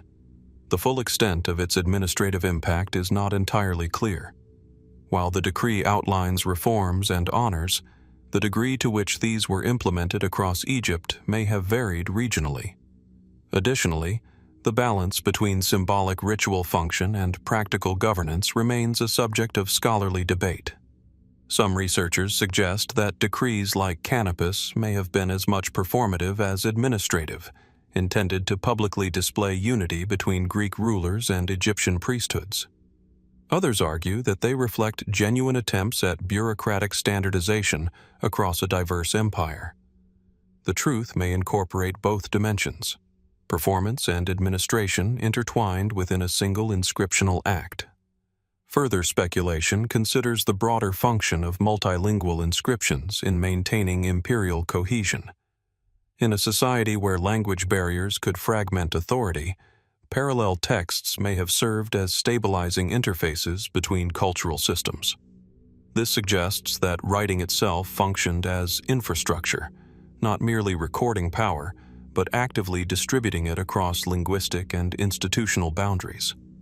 Taken together, the Decree of Canopus emerges as a convergence point of language, authority, and time. It encodes political decisions within a multilingual framework, ensuring that meaning persists across cultural divides. Like granaries that stabilize physical survival through structured storage, this decree stabilizes governance through structured translation of authority. The most plausible synthesis suggests that the Decree of Canopus functioned as an official royal and religious proclamation designed to integrate Egyptian and Greek administrative systems while reinforcing dynastic legitimacy.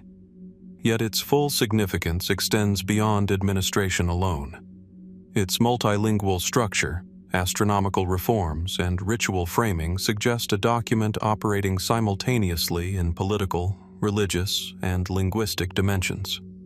What remains uncertain is the extent to which it was experienced as law, ritual, or symbolic performance by those who encountered it, leaving it suspended, like many ancient inscriptions, between governance and meaning, between instruction and representation, never fully reducible to a single interpretive frame. Across the river valleys of the ancient world, the logic of preservation appears repeatedly in architecture designed to resist time, uncertainty, and scarcity. In the cities of the Indus Valley civilization, granaries rise as elevated platforms constructed from standardized baked bricks. Their surfaces are level and carefully aligned with surrounding urban grids, their edges sharply defined, and their internal divisions suggest compartmentalized storage. Drainage channels run nearby, indicating deliberate environmental engineering, while their placement within civic centers points toward integration into administrative systems rather than isolated agricultural use. Archaeological analysis shows consistent construction patterns across distant settlements, uniform brick ratios, modular design principles, and repeated spatial logic. From these observations, a structured inference emerges. These granaries were likely not simple storage facilities, but key nodes in a broader system of surplus regulation. Grain was collected from surrounding agricultural zones, measured according to standardized units, stored in controlled environments, and redistributed according to seasonal and civic demands. Such systems imply coordinated governance. Even without deciphered written records, the architecture itself suggests administrative sophistication, suggesting that order was maintained not through monumental inscriptions, but through spatial design and material standardization. From this material framework of controlled movement and regulated resources, the narrative shifts into a different form of ancient preservation, one where human experience itself becomes the subject of recording. Not grain, not law, but identity, exile, and return. This transition leads into one of the most refined works of ancient Egyptian narrative literature, the story of Sinuhe. Composed during the Middle Kingdom, roughly around 1900 to 1800 BC, the story of Sinuhe survives in multiple papyrus copies, suggesting it was widely copied and studied in scribal education. The language is classical Middle Egyptian, polished and rhythmic, indicating deliberate literary craftsmanship rather than administrative documentation. The surviving manuscripts, written in cursive hieratic script, are preserved today in museum collections such as the British Museum, where fragments of papyri continue to carry traces of its narrative structure. At first observation, the text presents itself as a first-person narrative recounting the life of Sinuhe, an official who flees Egypt after the death of Pharaoh Amenemhat I. The narrative begins abruptly: political instability, fear of court intrigue, and sudden departure into exile. Sinuhe travels across the Levant, eventually settling in a foreign land where he rises to prominence, marries, and builds a life far from Egypt. From this structure, a logical inference emerges. The text is not merely autobiography, but a carefully constructed literary reflection on identity, loyalty, and displacement. The sequence of exile, success abroad, and eventual longing for return suggests a thematic exploration of belonging and political order. Mainstream Egyptological interpretation views the story of Sinuhe as a canonical example of Middle Kingdom literature, possibly composed for educational purposes within scribal schools.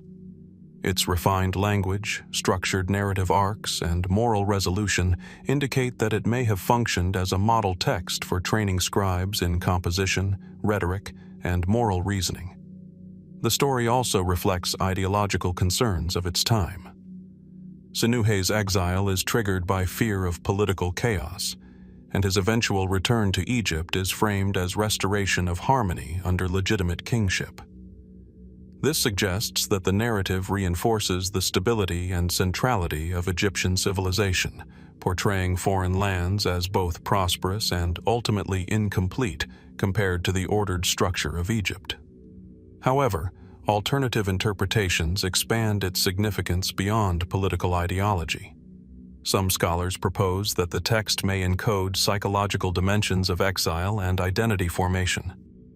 Sinuhe's internal conflict between attachment to Egypt and adaptation to foreign life can be read as an early literary exploration of displacement, loyalty, and self-reinvention. Other interpretations suggest that the story may reflect historical memory embedded within literary form. While the narrative is clearly stylized, certain elements, such as references to Levantine geography and elite military encounters, suggest awareness of real geopolitical interactions between Egypt and surrounding regions during the Middle Kingdom. Comparative reasoning reveals a structural parallel with earlier systems of organization. Just as Indus granaries regulate physical survival through spatial compartmentalization, the story of Sinuhe regulates narrative experience through temporal and emotional segmentation. Exile, prosperity, longing. Across the river valleys of the ancient world, The logic of preservation appears repeatedly in architecture designed to resist time, uncertainty, and scarcity. In the cities of the Indus Valley civilization, granaries rise as elevated platforms constructed from standardized baked bricks. Their surfaces are level and carefully aligned with surrounding urban grids, their edges sharply defined, and their internal divisions suggest compartmentalized storage. Drainage channels run nearby, indicating deliberate environmental engineering, while their placement within civic centers points toward integration into administrative systems rather than isolated agricultural use. Archaeological analysis shows consistent construction patterns across distant settlements, uniform brick ratios, modular design principles, and repeated spatial logic. From these observations, a structured inference emerges. These granaries were likely not simple storage facilities, but key nodes in a broader system of surplus regulation. Grain was collected from surrounding agricultural zones, measured according to standardized units, stored in controlled environments, and redistributed according to seasonal and civic demands. Such systems imply coordinated governance.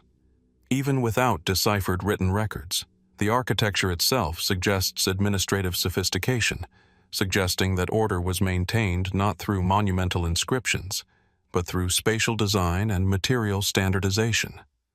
From this material framework of controlled movement and regulated resources, the narrative shifts into a different form of ancient preservation, one where human experience itself becomes the subject of recording.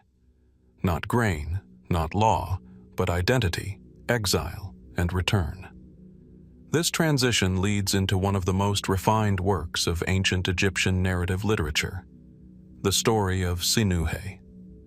Composed during the Middle Kingdom, roughly around 1900 to 1800 BC, the story of Sinuhe survives in multiple papyrus copies, suggesting it was widely copied and studied in scribal education.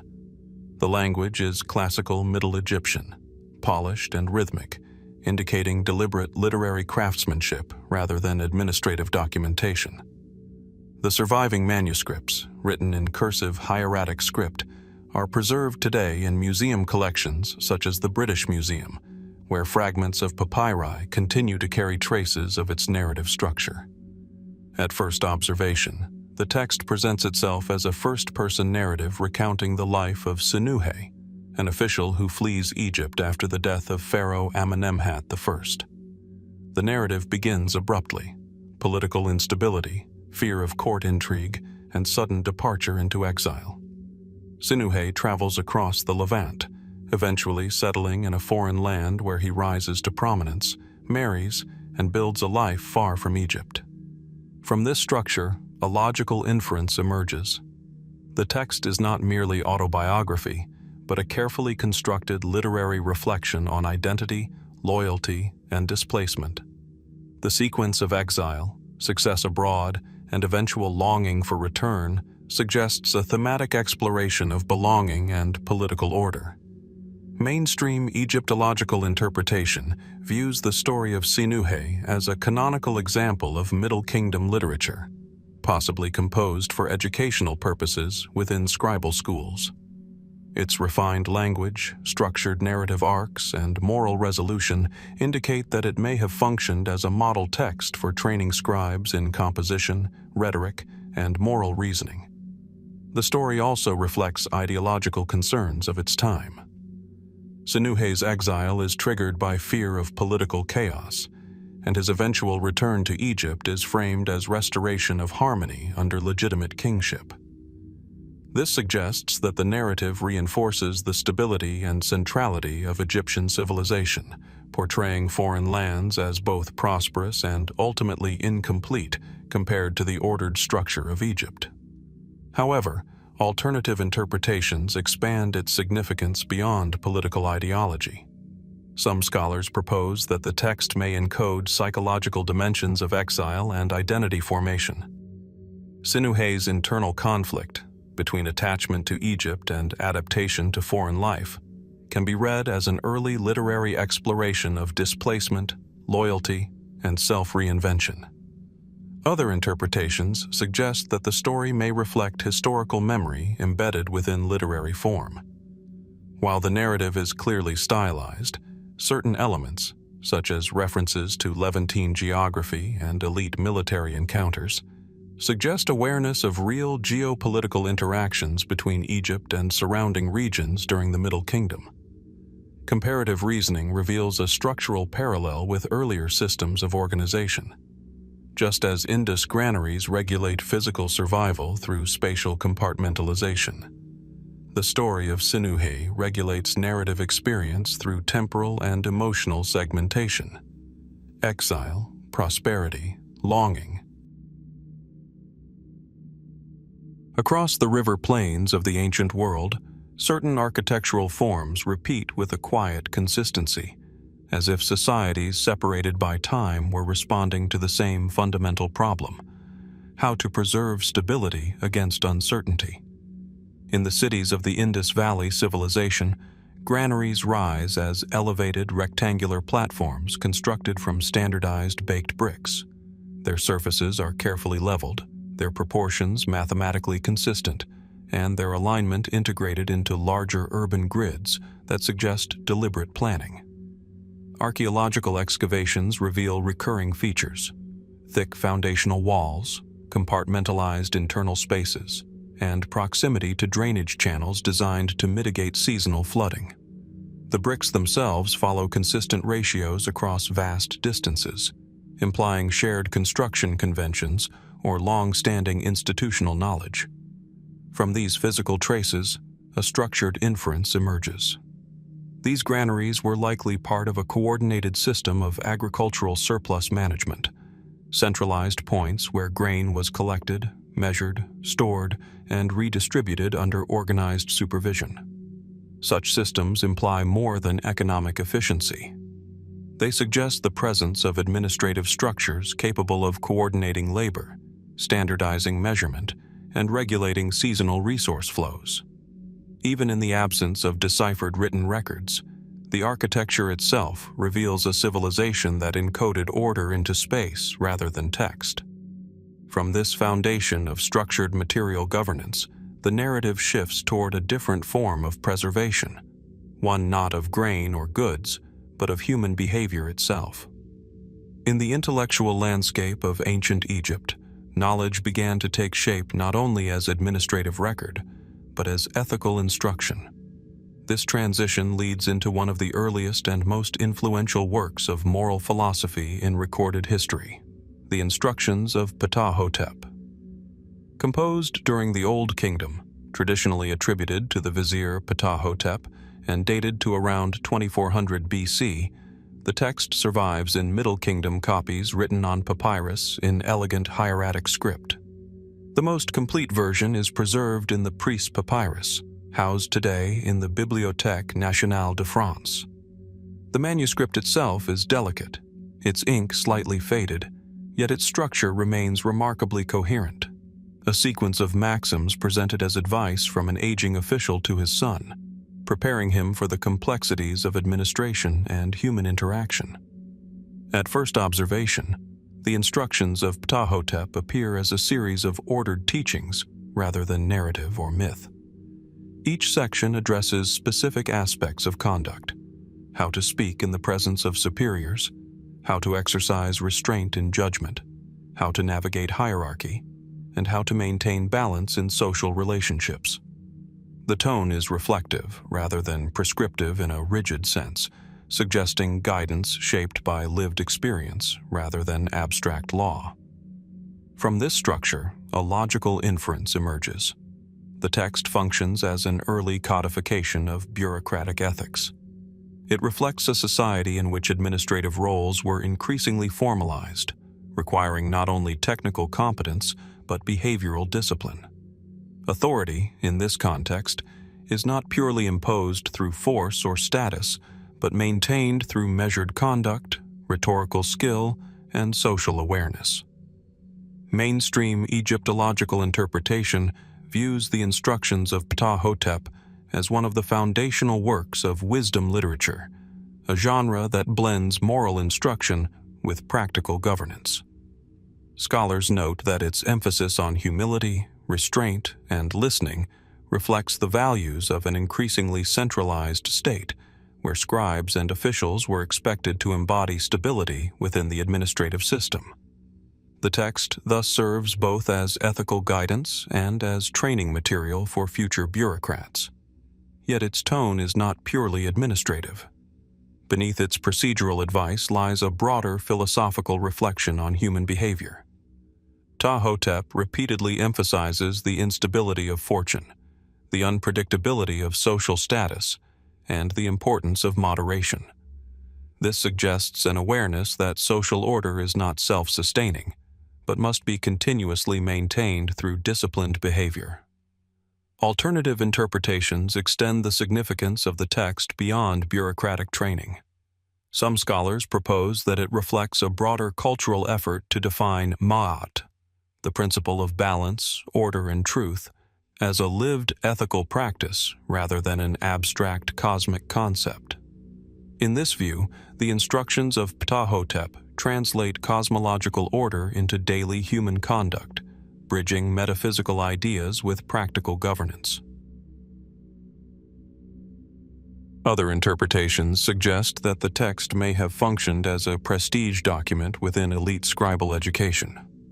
Its literary refinement, structured parallelism, and rhetorical balance indicate that it was likely studied not only for content, but also for style. In this sense, it becomes both moral instruction and linguistic model, shaping how future officials were expected to think and speak. Comparative reasoning again reveals structural echoes with earlier systems. Just as Indus granaries organize physical resources through compartmentalized architecture, the instructions of Ptahhotep organize social behavior through compartmentalized ethical principles. Each instruction functions like a unit of storage, not of grain, but of conduct, designed to preserve stability within human interaction. Yet uncertainties remain. The exact historical authorship of the text is uncertain, as the surviving version is a later copy of an earlier composition. It is unclear how closely the written form reflects the original teachings, or whether later scribes adapted the content to reflect evolving social norms. Additionally, the extent to which these instructions were followed in actual administrative practice cannot be directly verified. Some scholars argue that the text represents an idealized vision of bureaucratic behavior rather than a realistic account of everyday governance. Others suggest it reflects genuine training practices within elite institutions where scribes were educated in both technical and ethical disciplines. The truth may lie between these positions, where ideal and practice coexist within the same instructional framework. Further speculation considers the role of oral tradition in shaping the text. It is possible that these maxims circulated orally before being committed to papyrus, which would explain their rhythmic structure and repetitive phrasing. If so, the instructions of Ptahhotep represent not only written wisdom, but the crystallization of long-standing oral ethical traditions. Taken together, the instructions of Ptahhotep emerge as a foundational articulation of social ethics within an early bureaucratic civilization. Like granaries that stabilize survival through material organization, this text stabilizes human interaction through ethical structure. It transforms uncertainty in social behavior into ordered principles of conduct, ensuring continuity within administrative life. The most plausible synthesis suggests that the instructions of Ptahhotep functioned as a scribal wisdom text designed to train officials in both practical governance and ethical restraint, reflecting the values of a centralized administrative society. Yet questions remain regarding its original authorship, its evolution over time, and the degree to which it reflects ideal instruction versus lived reality. What remains clear is its enduring role as one of the earliest attempts to formalize human behavior into structured guidance, preserving not objects or records, but the fragile architecture of conduct itself, carefully shaped to hold society together across the shifting pressures of time. Across the floodplains of the ancient world, the logic of survival repeatedly takes architectural form. In the cities of the Indus Valley, civilization, granaries emerge as carefully engineered structures, raised platforms constructed from standardized baked bricks, their surfaces leveled with geometric precision. These buildings are not isolated storage huts, but integrated components of urban design. Their alignment follows city grids, their foundations are reinforced against moisture, and nearby drainage channels reveal deliberate environmental planning. Archaeological evidence consistently points to uniformity in construction techniques across distant settlements. Brick ratios remain standardized, suggesting shared architectural conventions or long-standing systems of measurement. Internal compartmentalization indicates controlled access and regulated distribution. From these physical traces, a structured inference emerges. These granaries likely functioned as central nodes in a broader system of agricultural management, where surplus grain was collected, recorded in some form, and redistributed according to seasonal and administrative needs. Such systems imply more than food security.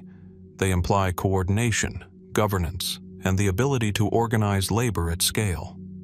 Even without deciphered writing, the built environment itself encodes a logic of administration, one in which order is expressed through spatial design rather than textual record.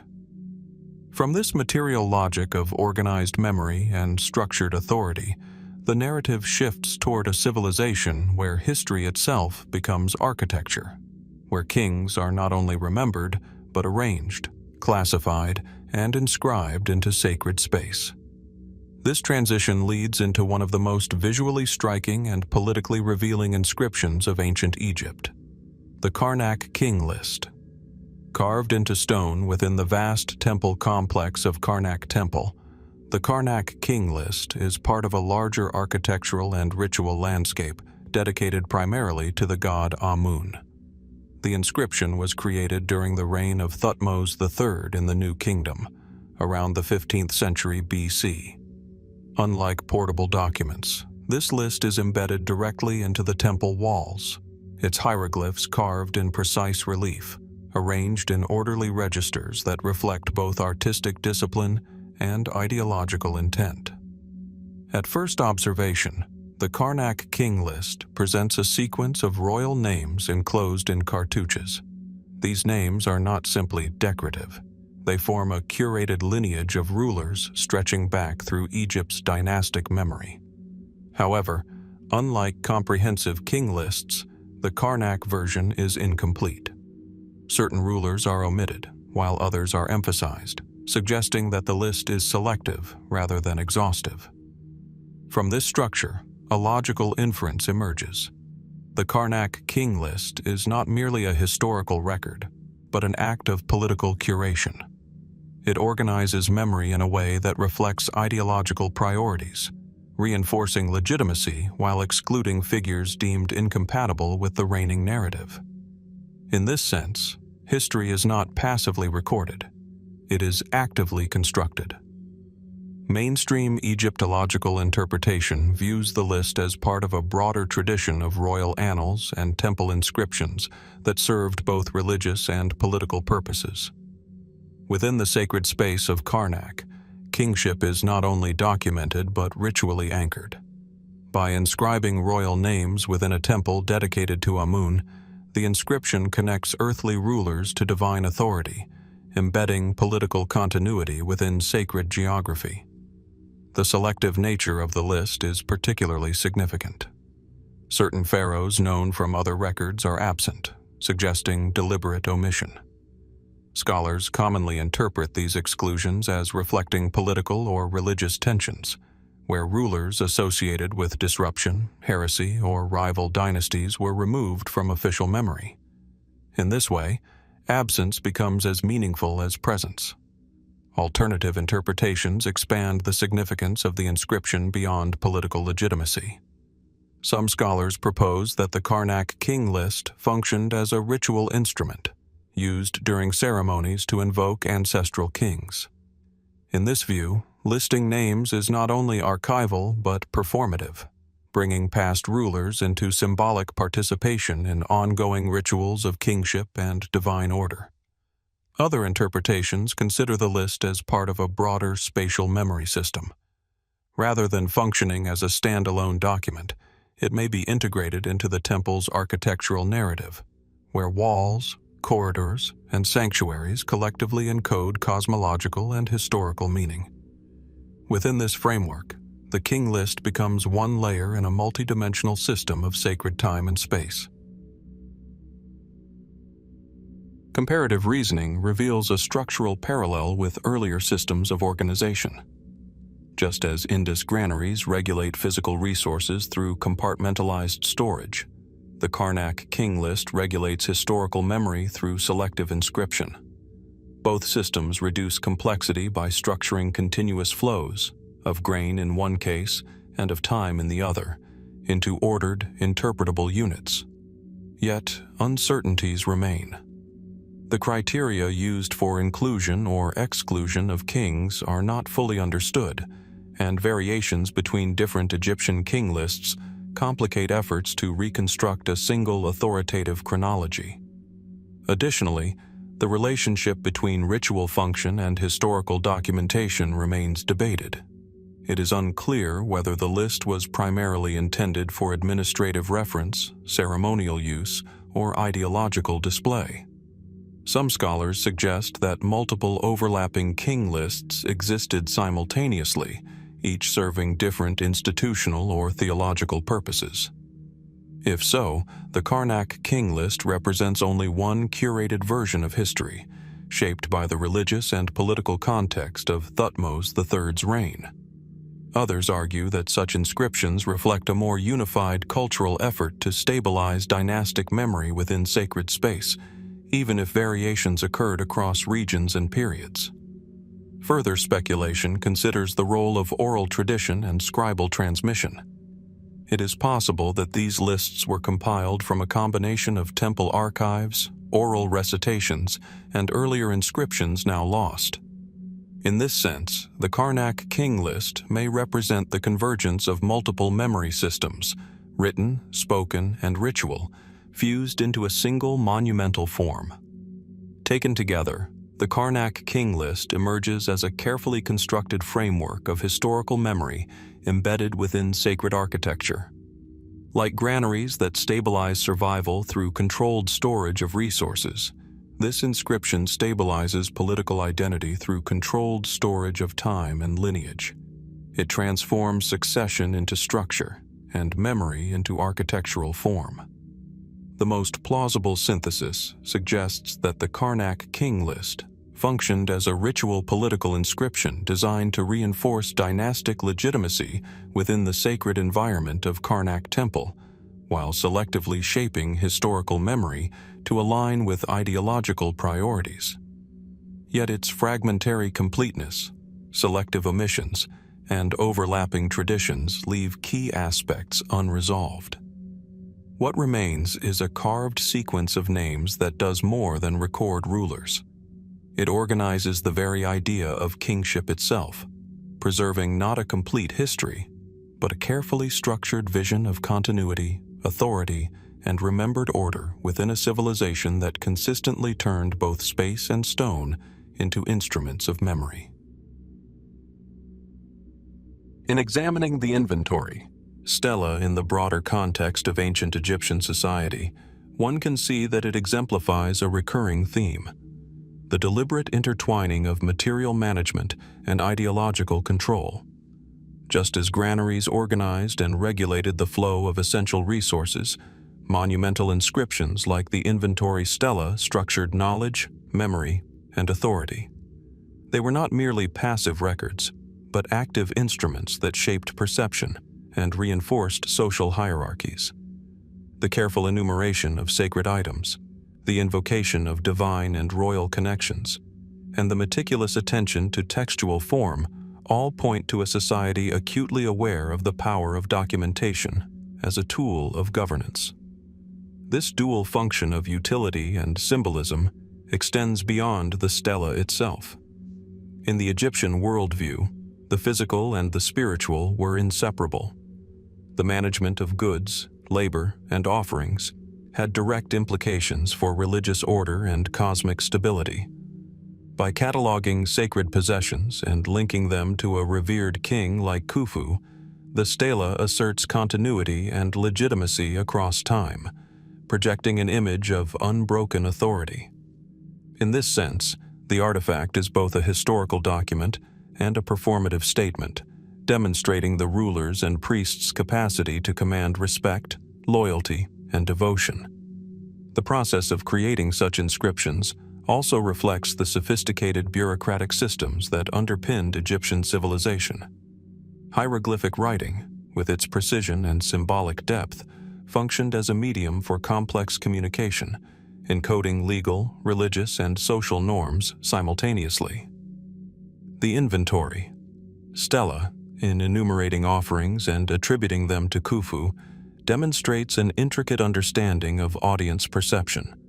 It communicates factual information to those capable of reading and interpreting the text, while simultaneously signaling authority to the wider community, for whom the presence of such monuments reinforced social and religious structures. Furthermore, the stela exemplifies how history itself was curated in ancient Egypt. Memory was not left to chance. It was actively constructed through narratives that served contemporary needs while invoking the prestige of the past. By asserting that a legendary king had endowed sacred objects, Middle Kingdom priests could legitimize current practices, secure resources, and reinforce their own status.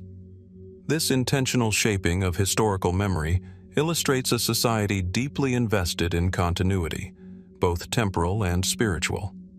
It highlights the deliberate overlap of fact and ideology, where the line between historical record and legitimizing narrative was often fluid and sometimes strategically ambiguous. The broader implication of the inventory stela is that ancient Egyptian civilization operated on multiple interconnected levels. Physical structures like granaries ensured survival and economic stability, while texts and inscriptions managed symbolic authority and ideological continuity. Both were essential to the cohesion of society. One regulated the material needs of the population, the other preserved and propagated cultural and religious identity. Together, they demonstrate a holistic understanding of governance, where control over both tangible resources and intangible knowledge was central to the maintenance of power. In conclusion, the inventory. Stela provides profound insight into the mechanisms by which ancient Egyptians structured their world. It serves as a mirror reflecting not only the material and religious concerns of the society, but also its sophisticated engagement with memory, authority, and narrative. While the precise historical details may remain uncertain, the stela's function as a legitimizing artifact is clear. It is a monument to the enduring human desire to record, justify, and control. By bridging past and present, fact and interpretation, it reveals the ways in which ancient civilizations managed not only sustenance and wealth, but also perception, belief, and legacy. Ultimately, the study of the inventory stela encourages reflection on the continuity of human practices, the need to document, the need to assert authority, and the desire to preserve memory. It reminds us that history is not merely a sequence of events, but a carefully curated tapestry of material, narrative, and symbolic elements. Through this lens, the stela stands as a testament to the complex interplay of society, religion, and governance in ancient Egypt, and as a profound example of the enduring human impulse to create meaning and order out of the past. Along the banks of the Nile, where ancient cities once thrived on the rhythm of inundations and harvests, the presence of granaries speaks quietly of organization, foresight, and the careful management of life-sustaining resources. These large brick structures, elevated on stone foundations and segmented internally, reflect not only architectural skill, but also a sophisticated understanding of logistics and social order. Their geometry suggests standardized measurement, and their distribution across urban landscapes hints at a centralized approach to resource storage and allocation. Every wall, every compartment, is evidence of a civilization that encoded order into its environment. From these granaries, we turn naturally to another form of preservation, this time not of grain, but of story. Just as a granary contains the accumulated yields of careful planning, the writings of ancient Egypt contain the accumulated knowledge, imagination, and worldview of a civilization. Among these texts, the tale of the shipwrecked sailor emerges as one of the most enigmatic and evocative narratives. It is preserved on a papyrus dating to the Middle Kingdom, around the 12th dynasty, approximately 2000 BC. Unlike monumental inscriptions, it is portable, intimate, and personal, a literary record that survives across millennia, offering a window into the minds and beliefs of its creators. The papyrus itself is delicate, composed of overlapping strips of pressed reeds, its hieroglyphs meticulously inked in black and red. The text recounts the story of a sailor who, returning from a trading voyage, encounters a sudden tempest and finds himself stranded on a mysterious island inhabited by a gigantic serpent. The narrative describes not only the physical environment, rocky shores, abundant vegetation, and a sea teeming with danger, but also the psychological landscape of fear, wonder, and negotiation between human and divine-like creature. Observing the structure and style of the story, we notice a clear literary design, a sequence of trials, a central encounter, and a resolution involving promises of wealth and safe return. These features suggest that the narrative was not simply entertainment. It functioned as moral and psychological instruction, possibly serving as a cautionary tale about the dangers of the unknown, the importance of courage, and the reciprocal relationship between humans and higher powers. From a historical perspective, the tale provides indirect evidence about maritime trade, seafaring technology, and cultural exchange. The sailor is depicted navigating long distances along the Nile and coastal routes, hinting at the logistical sophistication of Middle Kingdom Egypt. The mention of exotic goods, interactions with foreign entities, and reliance on divinely sanctioned protection underscores the interdependence of economy, religion, and politics during this period. Scholarly interpretations vary regarding the story's purpose. Mainstream Egyptologists often view it as a reflection of human psychology and the interplay of fear and hope. The serpent, a massive, articulate creature, may symbolize the unknown forces of nature or the divine order that governed daily life. The story's structure resembles instructional literature, akin to other Middle Kingdom wisdom texts, suggesting it may have been used to teach lessons about prudence, respect for forces beyond human control, and ethical conduct in uncertain circumstances.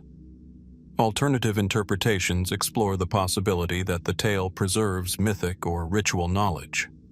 Some propose that the island and its serpent inhabit a cosmological framework, representing liminal spaces where life and death, order and chaos, intersect.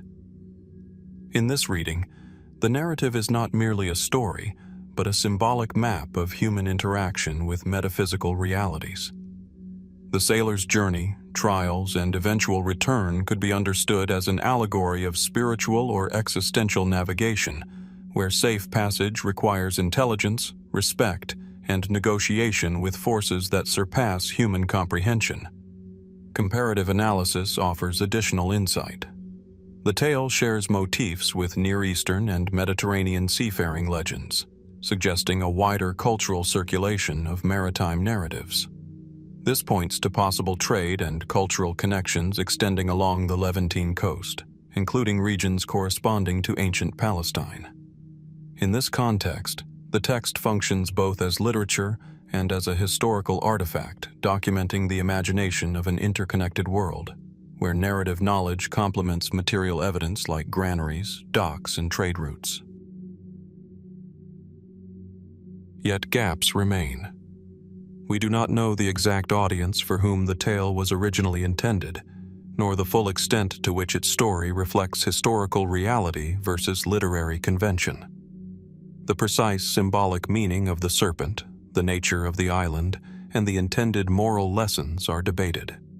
Some elements may be purely imaginative, while others preserve memory of seafaring experiences or cultural anxieties. In examining the tale of the shipwrecked sailor, a pattern emerges. Just as granaries encode the logic of survival and resource management in stone and brick, this literary text encodes social, moral, and cosmological understanding in narrative form. Both reflect systems of thought and organization, one material, one symbolic, designed to stabilize human experience in the face of uncertainty. The sailor's voyage, like the structured storage of grain, represents an encounter with forces beyond immediate control and the human capacity to navigate them. Ultimately, what seems most plausible is that the tale of the shipwrecked sailor functioned as a multifaceted text, part moral instruction, part entertainment, part reflection of societal and spiritual realities. It captures the Middle Kingdom imagination in motion, revealing a worldview where human action, environmental forces, and divine or supernatural oversight are inextricably linked. Yet the precise balance between historical reflection, literary artifice, and symbolic meaning remains an open field for interpretation, awaiting further insight from comparative studies, textual analysis, and archaeological discovery. In reflecting on the Bentresh Stela alongside the granaries of the Indus Valley, a compelling pattern emerges. Both material and textual structures function as tools for managing uncertainty. Granaries physically regulated food supply, ensuring survival in a world governed by seasonal floods and agricultural unpredictability. The Bentresh Stela, in contrast, regulates spiritual and social order, transforming illness, foreign relations, and divine action into a coherent narrative that reinforces religious authority. In each case, humans confronted the unpredictable, whether famine, disease, or political flux, through careful organization, whether in brick and mortar or in hieroglyphic script. This parallel illuminates a broader principle in ancient civilizations. Control over resources, be they tangible or intangible, was inseparable from societal stability. The Indus granaries reflect centralized planning, standardization, and administrative oversight. The Bentresh Stela reflects literary, religious, and ideological standardization.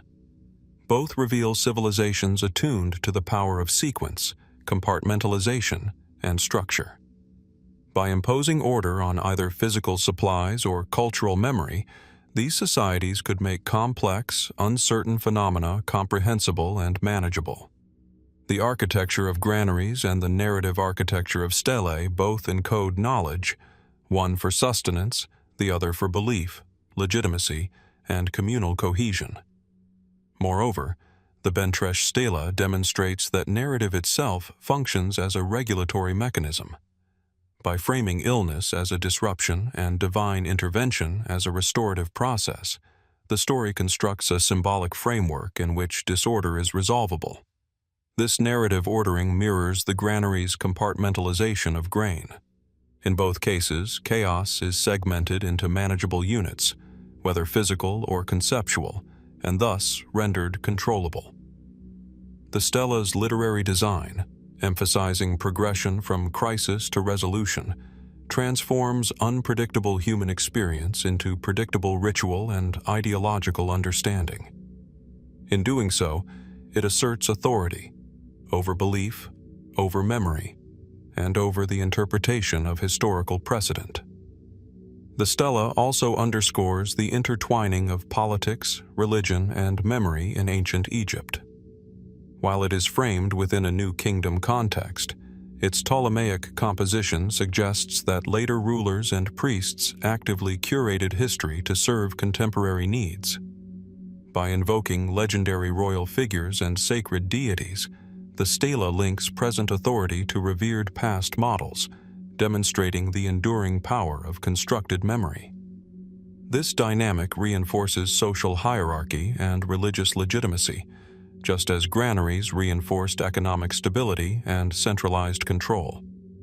In both instances, structures, physical or narrative, serve as instruments of governance, translating abstract power into observable, repeatable forms. At the same time, uncertainties remain inherent in both domains. Archaeological interpretation of granaries must consider potential variations in use, regional differences, and the limits of surviving evidence. Similarly, the Bentresh Stela raises questions about historical fidelity, the influence of oral tradition, and the blending of myth, ritual, and political messaging. These ambiguities remind us that human attempts to impose order, whether through architecture, administration, or narrative, are always partial, situated, and mediated by cultural context. Ultimately, the Bentresh Stela and Indus granaries together illustrate the ancient human impulse to preserve, systematize, and communicate.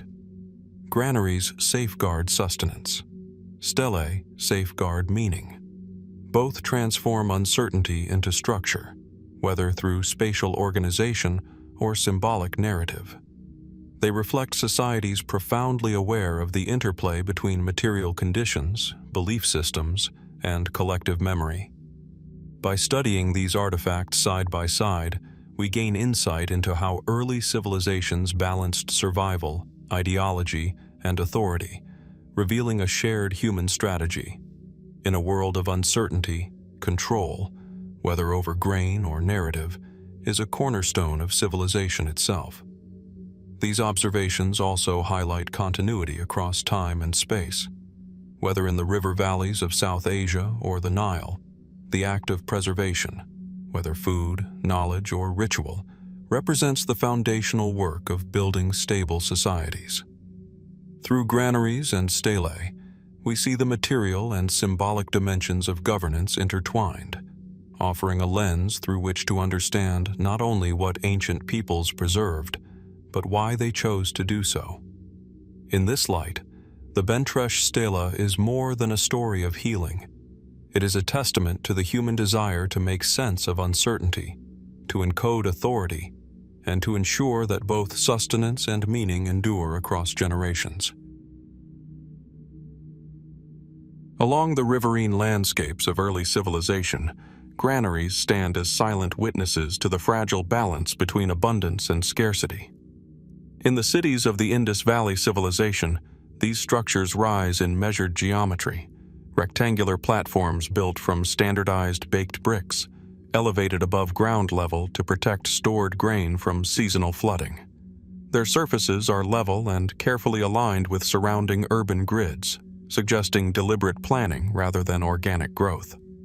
Internal divisions and adjacent drainage systems indicate a concern not only for storage, but for preservation, airflow, and long-term stability of agricultural surplus. Archaeological findings across multiple sites reveal consistent construction techniques. Brick proportions remain uniform across vast distances, implying shared architectural standards or centralized knowledge systems. From these observations, a structured inference emerges. These granaries likely functioned as hubs of agricultural regulation, where grain was collected, stored, and redistributed through organized administrative mechanisms. They represent not just storage, but control over food, labor, and seasonal uncertainty. This logic of managing scarcity through structured systems of preservation finds a parallel in another cultural response to crisis: the attempt to record and explain catastrophe itself. Where granaries preserve against hunger, texts preserve against forgetting. This transition leads into one of the most striking reflections on environmental disaster in ancient Egyptian tradition: the Famine Stela. Carved on a rock surface on Sahel Island near Aswan, the Famine Stela dates to the Ptolemaic period, around 3rd century BC, though it presents itself as a much older narrative set during the reign of the 3rd dynasty king Djoser. The inscription is rendered in hieroglyphic text, its carved figures weathered but still legible in parts, depicting both historical memory and mythic reconstruction. The stone itself is irregular, its surface shaped by natural erosion, suggesting that the inscription was adapted to the contours of an already ancient geological formation. At first observation, the text describes a catastrophic 7-year famine affecting Egypt. Rivers fail to rise, crops wither, and the land becomes incapable of sustaining life. The narrative presents a stark contrast between order and collapse. Temples remain, rituals continue, but the natural cycles that sustain society are disrupted. This tension between cultural stability and environmental breakdown forms the core of the inscription. From this structure, a logical inference emerges: the famine. Stela is not simply a historical record, but a theological explanation of environmental crisis. It frames famine not as a purely natural phenomenon, but as a disruption in the relationship between humanity, the land, and divine forces. In this worldview, ecological stability is inseparable from ritual and religious correctness. Mainstream Egyptological interpretation views the stela as a Ptolemaic-era religious text designed to legitimize temple authority in the region of Aswan. By attributing ancient wisdom and crisis management to the god Khnum, the inscription reinforces the idea that divine favor governs the flow of the Nile and, by extension, the survival of Egypt. It functions as both mythic narrative and institutional reinforcement, linking environmental control to priestly authority. The text also reflects concerns central to Egyptian cosmology: the concept of Ma'at, or cosmic order. Famine is portrayed as a disruption of this order, while restoration comes through proper ritual intervention. In this sense, the stela encodes an interpretive framework in which environmental phenomena are not random, but responsive to moral and spiritual balance. Alternative interpretations extend beyond theology. Some scholars suggest that the Famine Stela preserves distant cultural memory of real climatic fluctuations or agricultural crises, reinterpreted through later religious frameworks. While the inscription is not contemporaneous with the events it describes, it may encode echoes of earlier environmental stress, preserved through oral tradition and later formalized in stone. Others propose that the stela served primarily as a political instrument. By embedding famine narrative within a divine genealogy, priestly institutions may have reinforced their role as mediators between society and the forces controlling the Nile's inundation. In this reading, environmental uncertainty becomes a mechanism through which religious authority is strengthened. Comparative reasoning reveals structural parallels with earlier systems of material preservation. Just as Indus granaries manage the physical uncertainty of food supply through spatial organization and standardized architecture, the Famine Stela manages existential uncertainty through narrative structure.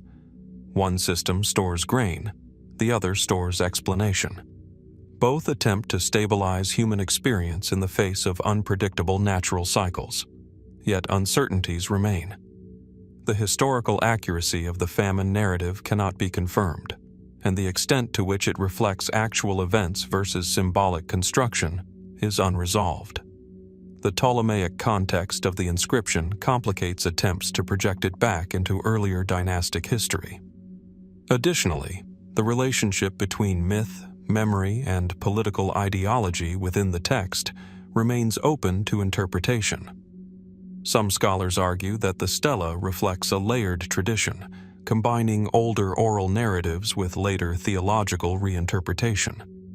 Others view it as a purely constructed myth serving the needs of Ptolemaic religious institutions in southern Egypt. The truth may lie in a convergence of these possibilities, where memory, ideology, and environmental awareness intersect within a single narrative form. Taken together, the Famine Stela emerges as a reflection on fragility, of land, of life, and of societal order. Like granaries that attempt to stabilize survival through physical storage, this inscription attempts to stabilize meaning through narrative structure. It transforms environmental crisis into a structured story of disruption and restoration, embedding uncertainty within a framework of divine order. The most plausible synthesis suggests that the Famine Stela functions primarily as a Ptolemaic religious and ideological inscription, using the motif of ancient famine to reinforce the authority of temple institutions and divine control over the Nile's cycles. Yet its deeper significance remains layered. It may preserve echoes of earlier environmental memory, theological interpretation, and political messaging simultaneously. What remains is a carved account of scarcity and survival, where stone becomes memory, and memory becomes a way of explaining the fragile boundary between abundance and loss, never fully separating history from meaning. When viewed together, the granaries of the Indus Valley and the Famine Stela of ancient Egypt reveal two complementary responses to the same fundamental human condition: vulnerability within natural systems. Both arise from environments where survival depended on the predictable behavior of unpredictable forces: monsoon cycles, river floods, soil fertility, and climatic variation. In one case, civilizations responded by engineering physical infrastructures of storage and redistribution. In the other, they constructed narrative and theological systems that explained disruption and reasserted cosmic order. Granaries embody a logic of prevention. They assume uncertainty will occur again, and therefore design space to absorb it in advance. Their uniform bricks, elevated platforms, and compartmentalized chambers reflect a mindset of anticipation and control. They do not eliminate scarcity, but they mitigate its impact through structure. In this sense, they are expressions of administrative foresight, where governance is materialized in architecture and survival is encoded in urban design. The Famine Stela, by contrast, embodies a logic of interpretation. It does not prevent crisis. It explains it. It transforms environmental instability into narrative causality, embedding famine within a framework of divine order and ritual consequence. Where granaries respond to scarcity with storage, the stela responds with meaning. It reframes ecological disruption as a moment within a larger cosmological system, where restoration depends not on engineering, but on alignment with sacred principles. Despite their different mediums, both systems perform the same underlying function. They convert uncertainty into order. One does so spatially, the other temporally. The granary organizes grain in space. The stela organizes events in time. Both impose structure on what would otherwise appear chaotic, whether the unpredictable distribution of harvests or the equally unpredictable arrival of famine. In doing so, they stabilize not only material survival, but collective perception of reality itself. This comparison also highlights the dual nature of ancient governance. Material infrastructure, such as granaries, reflects bureaucratic authority grounded in measurement, standardization, and logistical coordination. Narrative infrastructure, such as the Famine Stela, reflects ideological authority grounded in myth, memory, and religious interpretation. Together, they form a continuum in which power operates both through control of resources and control of meaning. A society that can store grain can endure famine. A society that can store explanation can endure fear. Yet both systems also reveal their limitations. Granaries depend on accurate forecasting, administrative efficiency, and environmental stability, conditions that could always fail. The Famine Stela depends on belief, cultural continuity, and acceptance of theological frameworks, conditions equally vulnerable to reinterpretation. In both cases, the attempt to impose order is never absolute. It is always partial, negotiated, and subject to the pressures of time, environment, and human reinterpretation. The persistence of both forms, architectural and textual, into the archaeological record further emphasizes their shared purpose: preservation. granaries preserve physical survival strategies. Stelae preserve interpretive frameworks. One disappears into decay of organic matter. The other survives in stone but loses context over time.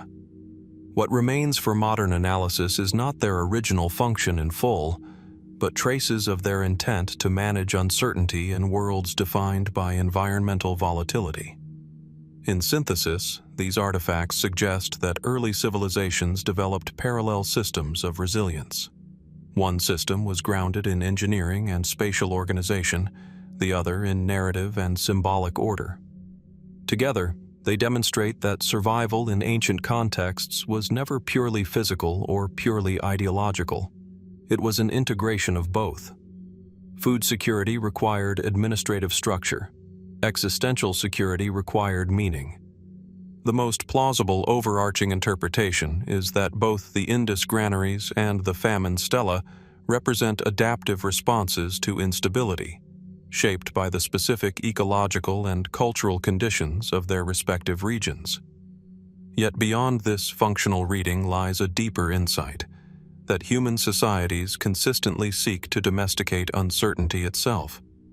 Whether through stacked grain or carved myth, they attempt to make the unpredictable legible, the transient durable, and the unknown inhabitable. Along the river valleys of the ancient world, where seasonal floods determined the rhythm of survival, granaries emerge as quiet but deliberate expressions of control over uncertainty. In the cities of the Indus Valley civilization, these structures are built with standardized baked bricks, their proportions remarkably consistent across vast distances. Elevated above ground level, they stand on carefully constructed platforms designed to resist moisture and flooding. Their layouts reveal compartmentalized interiors and adjacent drainage systems, suggesting attention not only to storage but to preservation conditions, airflow, dryness, and long-term stability. Archaeological patterns show repetition rather than variation.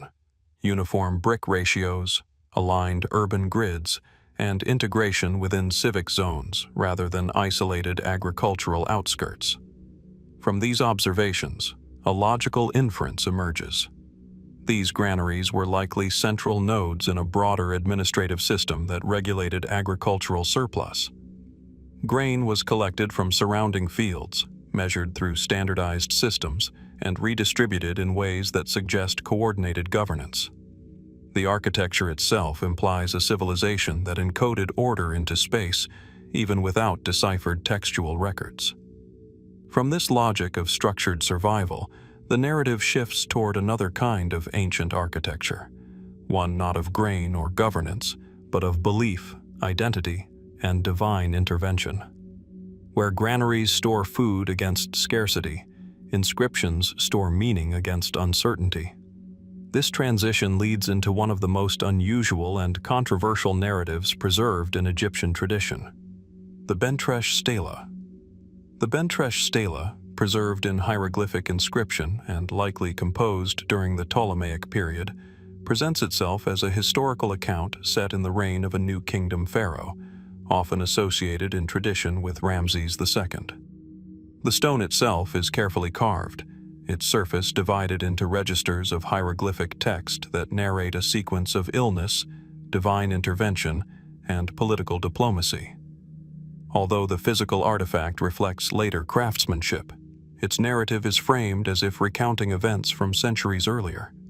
At first observation, the text describes a foreign princess from the land of Bentresh who falls gravely ill. Her condition resists all human medical treatment, prompting her father to request assistance from the Egyptian court. The narrative then introduces a sacred statue of Khonsu, a lunar deity, which is sent from Egypt to heal her. The text describes rituals, divine manifestations, and the eventual restoration of the princess's health through supernatural intervention. From this structure, a logical inference emerges. The Bentresh Stela is not simply a historical record, but a constructed narrative that intertwines diplomacy, religion, and royal ideology. It presents Egyptian deities as active agents capable of crossing political and geographic boundaries, reinforcing the perception of Egyptian religious power as universal and effective beyond its borders. Mainstream Egyptological interpretation views the stela as a Ptolemaic-era composition designed to emphasize the authority of Egyptian priesthoods and the perceived efficacy of their gods.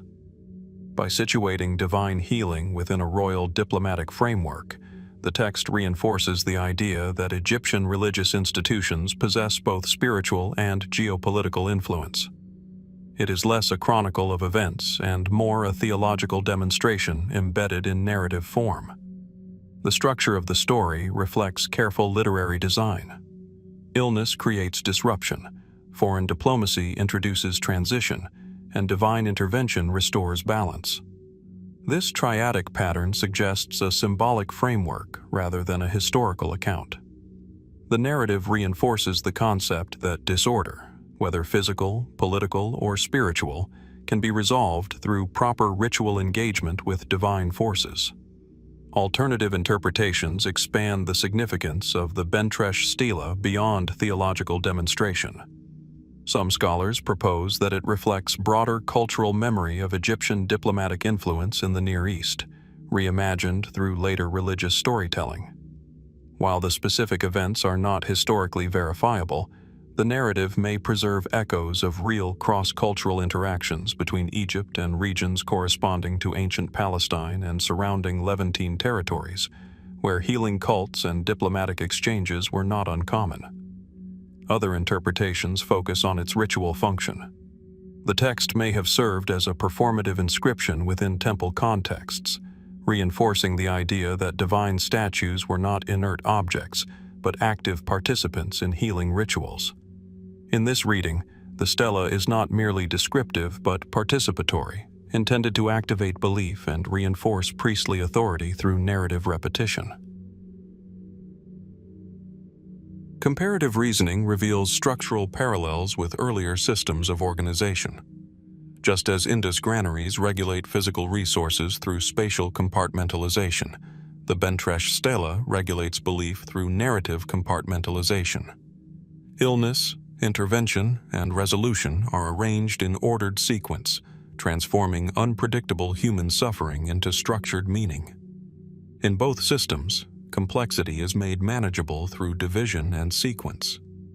Yet uncertainties remain. The historical authenticity of the events described cannot be confirmed, and the gap between the Ptolemaic inscription and the New Kingdom setting complicates attempts to separate memory from invention.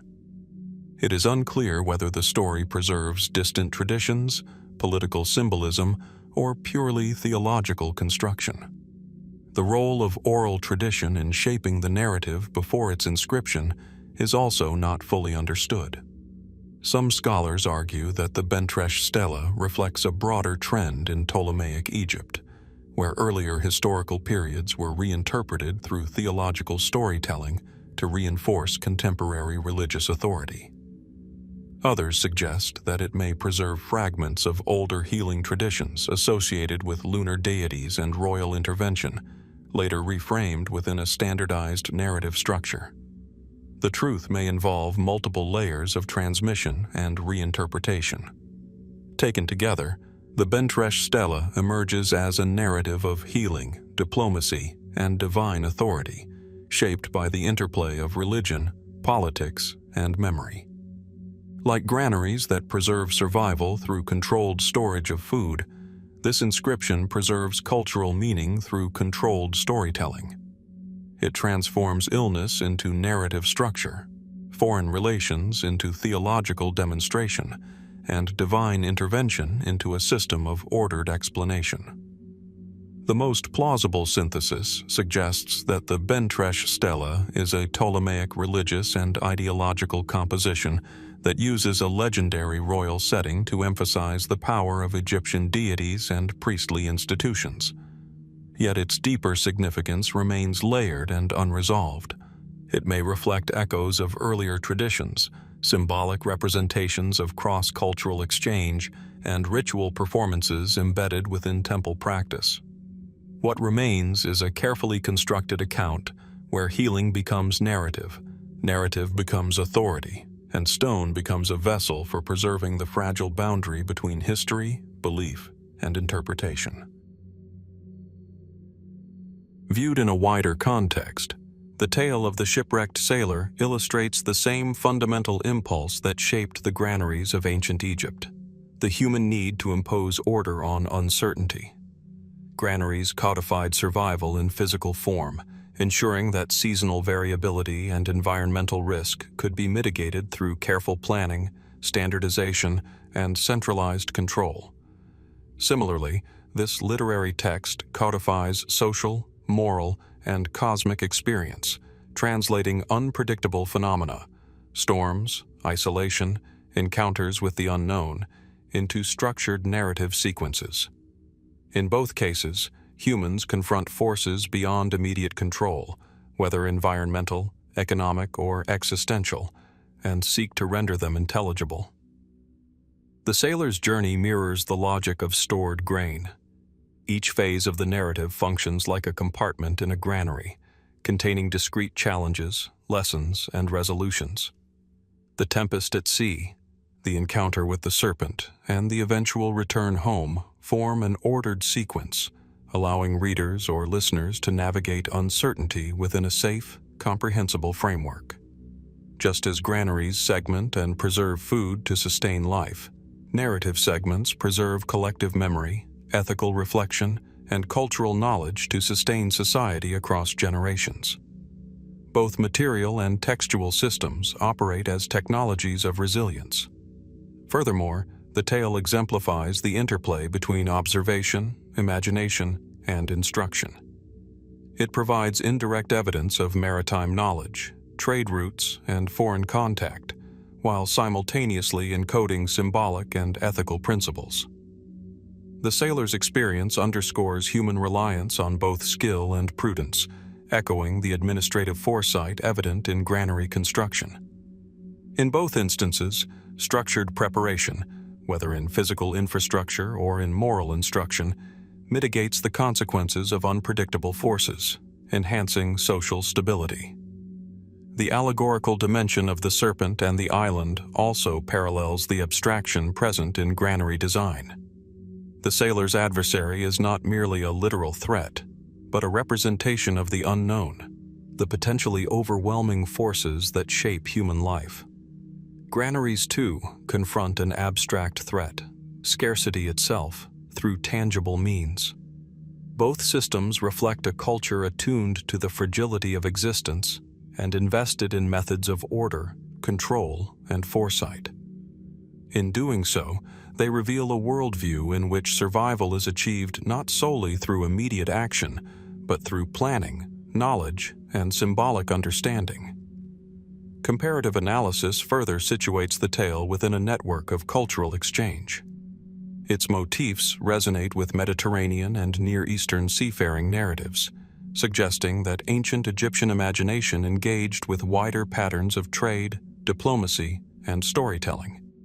This reflects an integrated worldview in which practical knowledge, navigation, provisioning, trade, is inseparable from mythic, ethical, and cosmological reflection. The text thus complements material evidence, such as granaries, ports, and trade goods, demonstrating that cultural resilience relies on both infrastructure and imagination. Yet uncertainties remain, highlighting the limits of both material and literary preservation. We cannot fully reconstruct the original audience, the complete historical reality, or the precise symbolic meaning embedded in the serpent and island. Likewise, granaries do not reveal the full complexity of administrative practice, social negotiation, or economic fluctuation. What survives in each case is a carefully curated fragment, a trace of human ingenuity designed to negotiate the unpredictable. Ultimately, the tale of the shipwrecked sailor embodies a principle central to ancient Egyptian civilization: the integration of observation, preparation, and reflection as tools for navigating uncertainty. It transforms danger into narrative, chaos into lesson, and experience into enduring memory. Paired with the physical preservation of grain, it reveals a society attentive not only to survival in the immediate sense, but also to the preservation of knowledge, wisdom, and cultural identity over time. Both granaries and literary texts function as repositories, one of sustenance, the other of meaning, underscoring the enduring human effort to render the unpredictable both manageable and intelligible.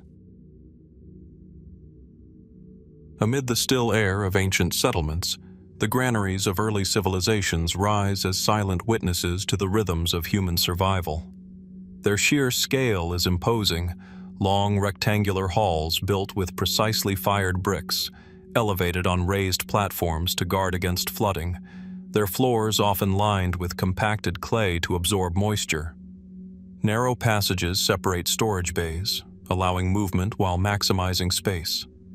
Sunlight filters through small ventilation slits, casting long, slender shadows across heaps of grain.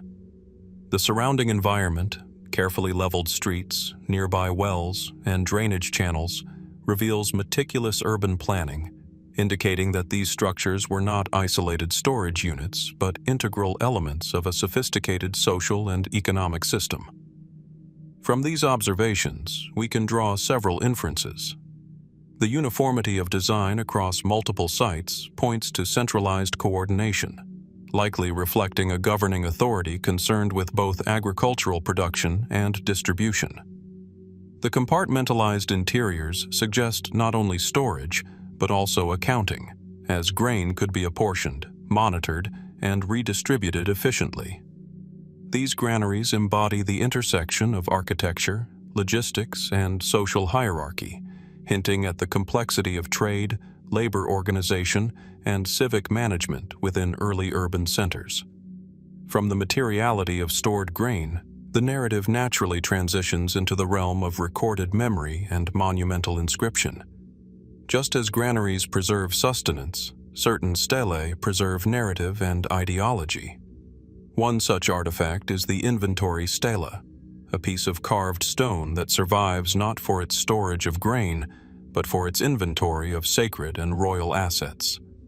Located near the precincts of Saqqara, this stela is inscribed with hieroglyphs that list treasures, offerings, and the possessions of temples, framed within a narrative linking the Old Kingdom King Khufu to the Temple of Isis at Giza. The Inventory Stela presents itself as a straightforward record at first glance, yet its layers of meaning invite closer scrutiny. It asserts that Khufu himself endowed the temple with various sacred objects, establishing a divine and royal provenance for the site. The text is meticulously organized. Columns of hieroglyphs enumerate items, their quantities, and their ceremonial purpose. The stone is carved to emphasize continuity between king, temple, and deity, framing authority in both earthly and spiritual dimensions. From a logical standpoint, the stela functions as both record and propaganda. Archaeologists note that the style and paleography suggest it was likely inscribed during the later Middle Kingdom rather than Khufu's reign. This raises the question of historical authenticity. Is it a faithful account of Old Kingdom allocations, or a retrospective claim designed to enhance the prestige of a contemporary temple? The stela's dual purpose becomes apparent. It is an inventory, yes, but also a legitimizing narrative asserting the sacred authority of the temple through the endorsement of a legendary king. Scholarly interpretations diverge. Mainstream Egyptology views the Inventory Stela as a Middle Kingdom creation intended to reinforce ritual legitimacy. By linking a revered Old Kingdom monarch to contemporary religious practices, the inscription projects an aura of continuity and divine sanction. Some alternative hypotheses suggest that such stelae may encode political messaging. By claiming Khufu's patronage, later priests could assert independence from competing authorities or secure resources under the guise of ancient precedent. In this sense, the stela operates simultaneously as a record, a legal instrument, and a political tool.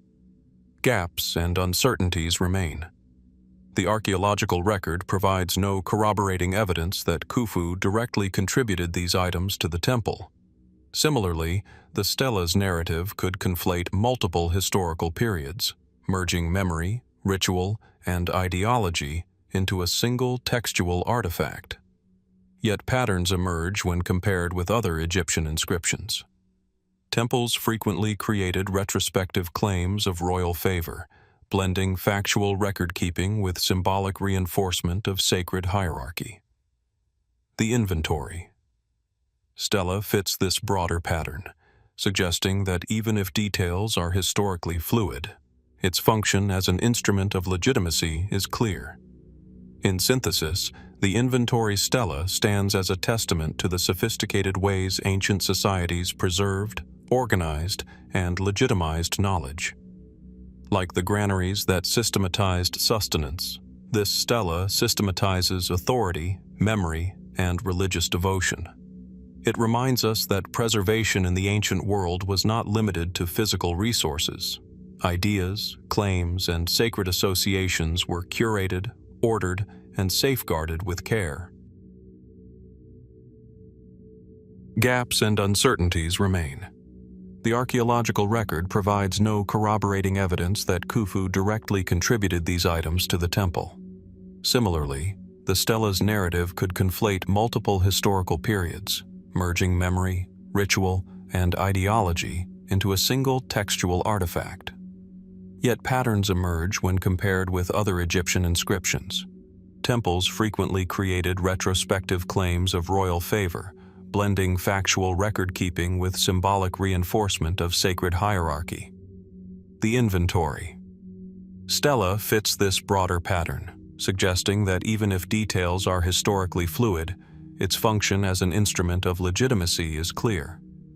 In synthesis, the inventory stela stands as a testament to the sophisticated ways ancient societies preserved, organized, and legitimized knowledge. Like the granaries that systematized sustenance, this stela systematizes authority, memory, and religious devotion. It reminds us that preservation in the ancient world was not limited to physical resources. Ideas, claims, and sacred associations were curated, ordered, and safeguarded with care. While we cannot fully separate fact from later interpretation, the stela's enduring presence offers insight into the interplay of record-keeping, ritual, and ideology, hinting at a society deeply attuned to the power of both material and narrative inventory. Here, then, the most plausible understanding emerges: the inventory. Stela is likely a Middle Kingdom creation designed to assert temple authority and continuity with revered past rulers. Yet the precise historical details remain partially obscured, leaving space for reflection on the ways memory, politics, and religion intersected in the crafting of monumental inscriptions.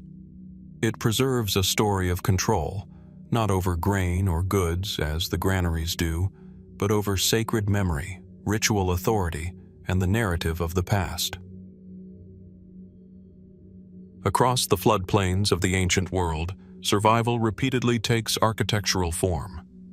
In the Indus Valley civilization, granaries appear as engineered, elevated structures built from standardized baked bricks and aligned with urban grids. Their design reflects precise geometric planning, moisture-resistant foundations, and integrated drainage systems, indicating not isolated storage but coordinated urban infrastructure. Archaeological consistency in brick ratios and construction methods across distant settlements suggests shared standards of measurement and architectural knowledge. Internal compartmentalization implies regulated access and controlled distribution of grain. From these material traces, it is reasonable to infer that Indus granaries functioned as central nodes in a wider system of agricultural administration, where surplus food was collected, managed, and redistributed according to seasonal and institutional needs.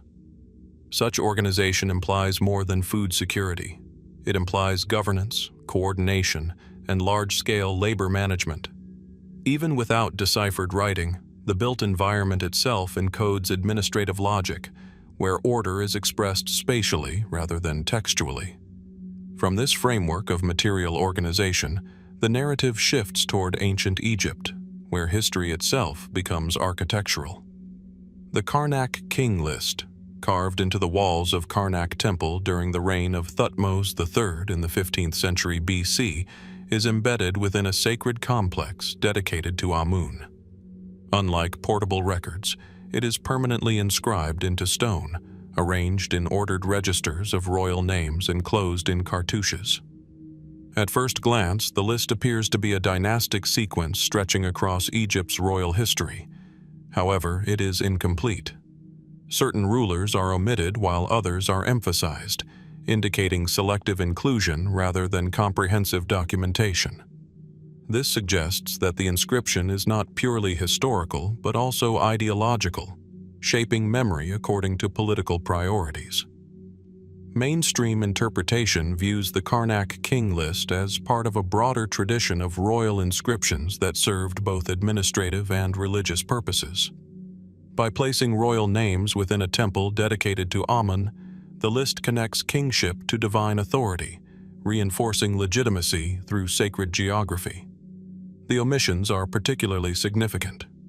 Some pharaohs known from other records are absent, likely due to political or religious conflicts. Exclusion from the list becomes a form of historical erasure, demonstrating that absence can carry as much meaning as presence in ancient record-keeping. Alternative interpretations suggest that the list functioned not only as a record, but also as a ritual instrument. In ceremonial contexts, naming past kings may have served to invoke ancestral presence, integrating them into ongoing religious practice. Others propose that the list formed part of a broader spatial memory system in which temple architecture as a whole encoded cosmological and historical meaning. When compared with Indus granaries, a structural parallel emerges. Both systems organize continuous flows into controlled units, grain in one case and historical time in the other.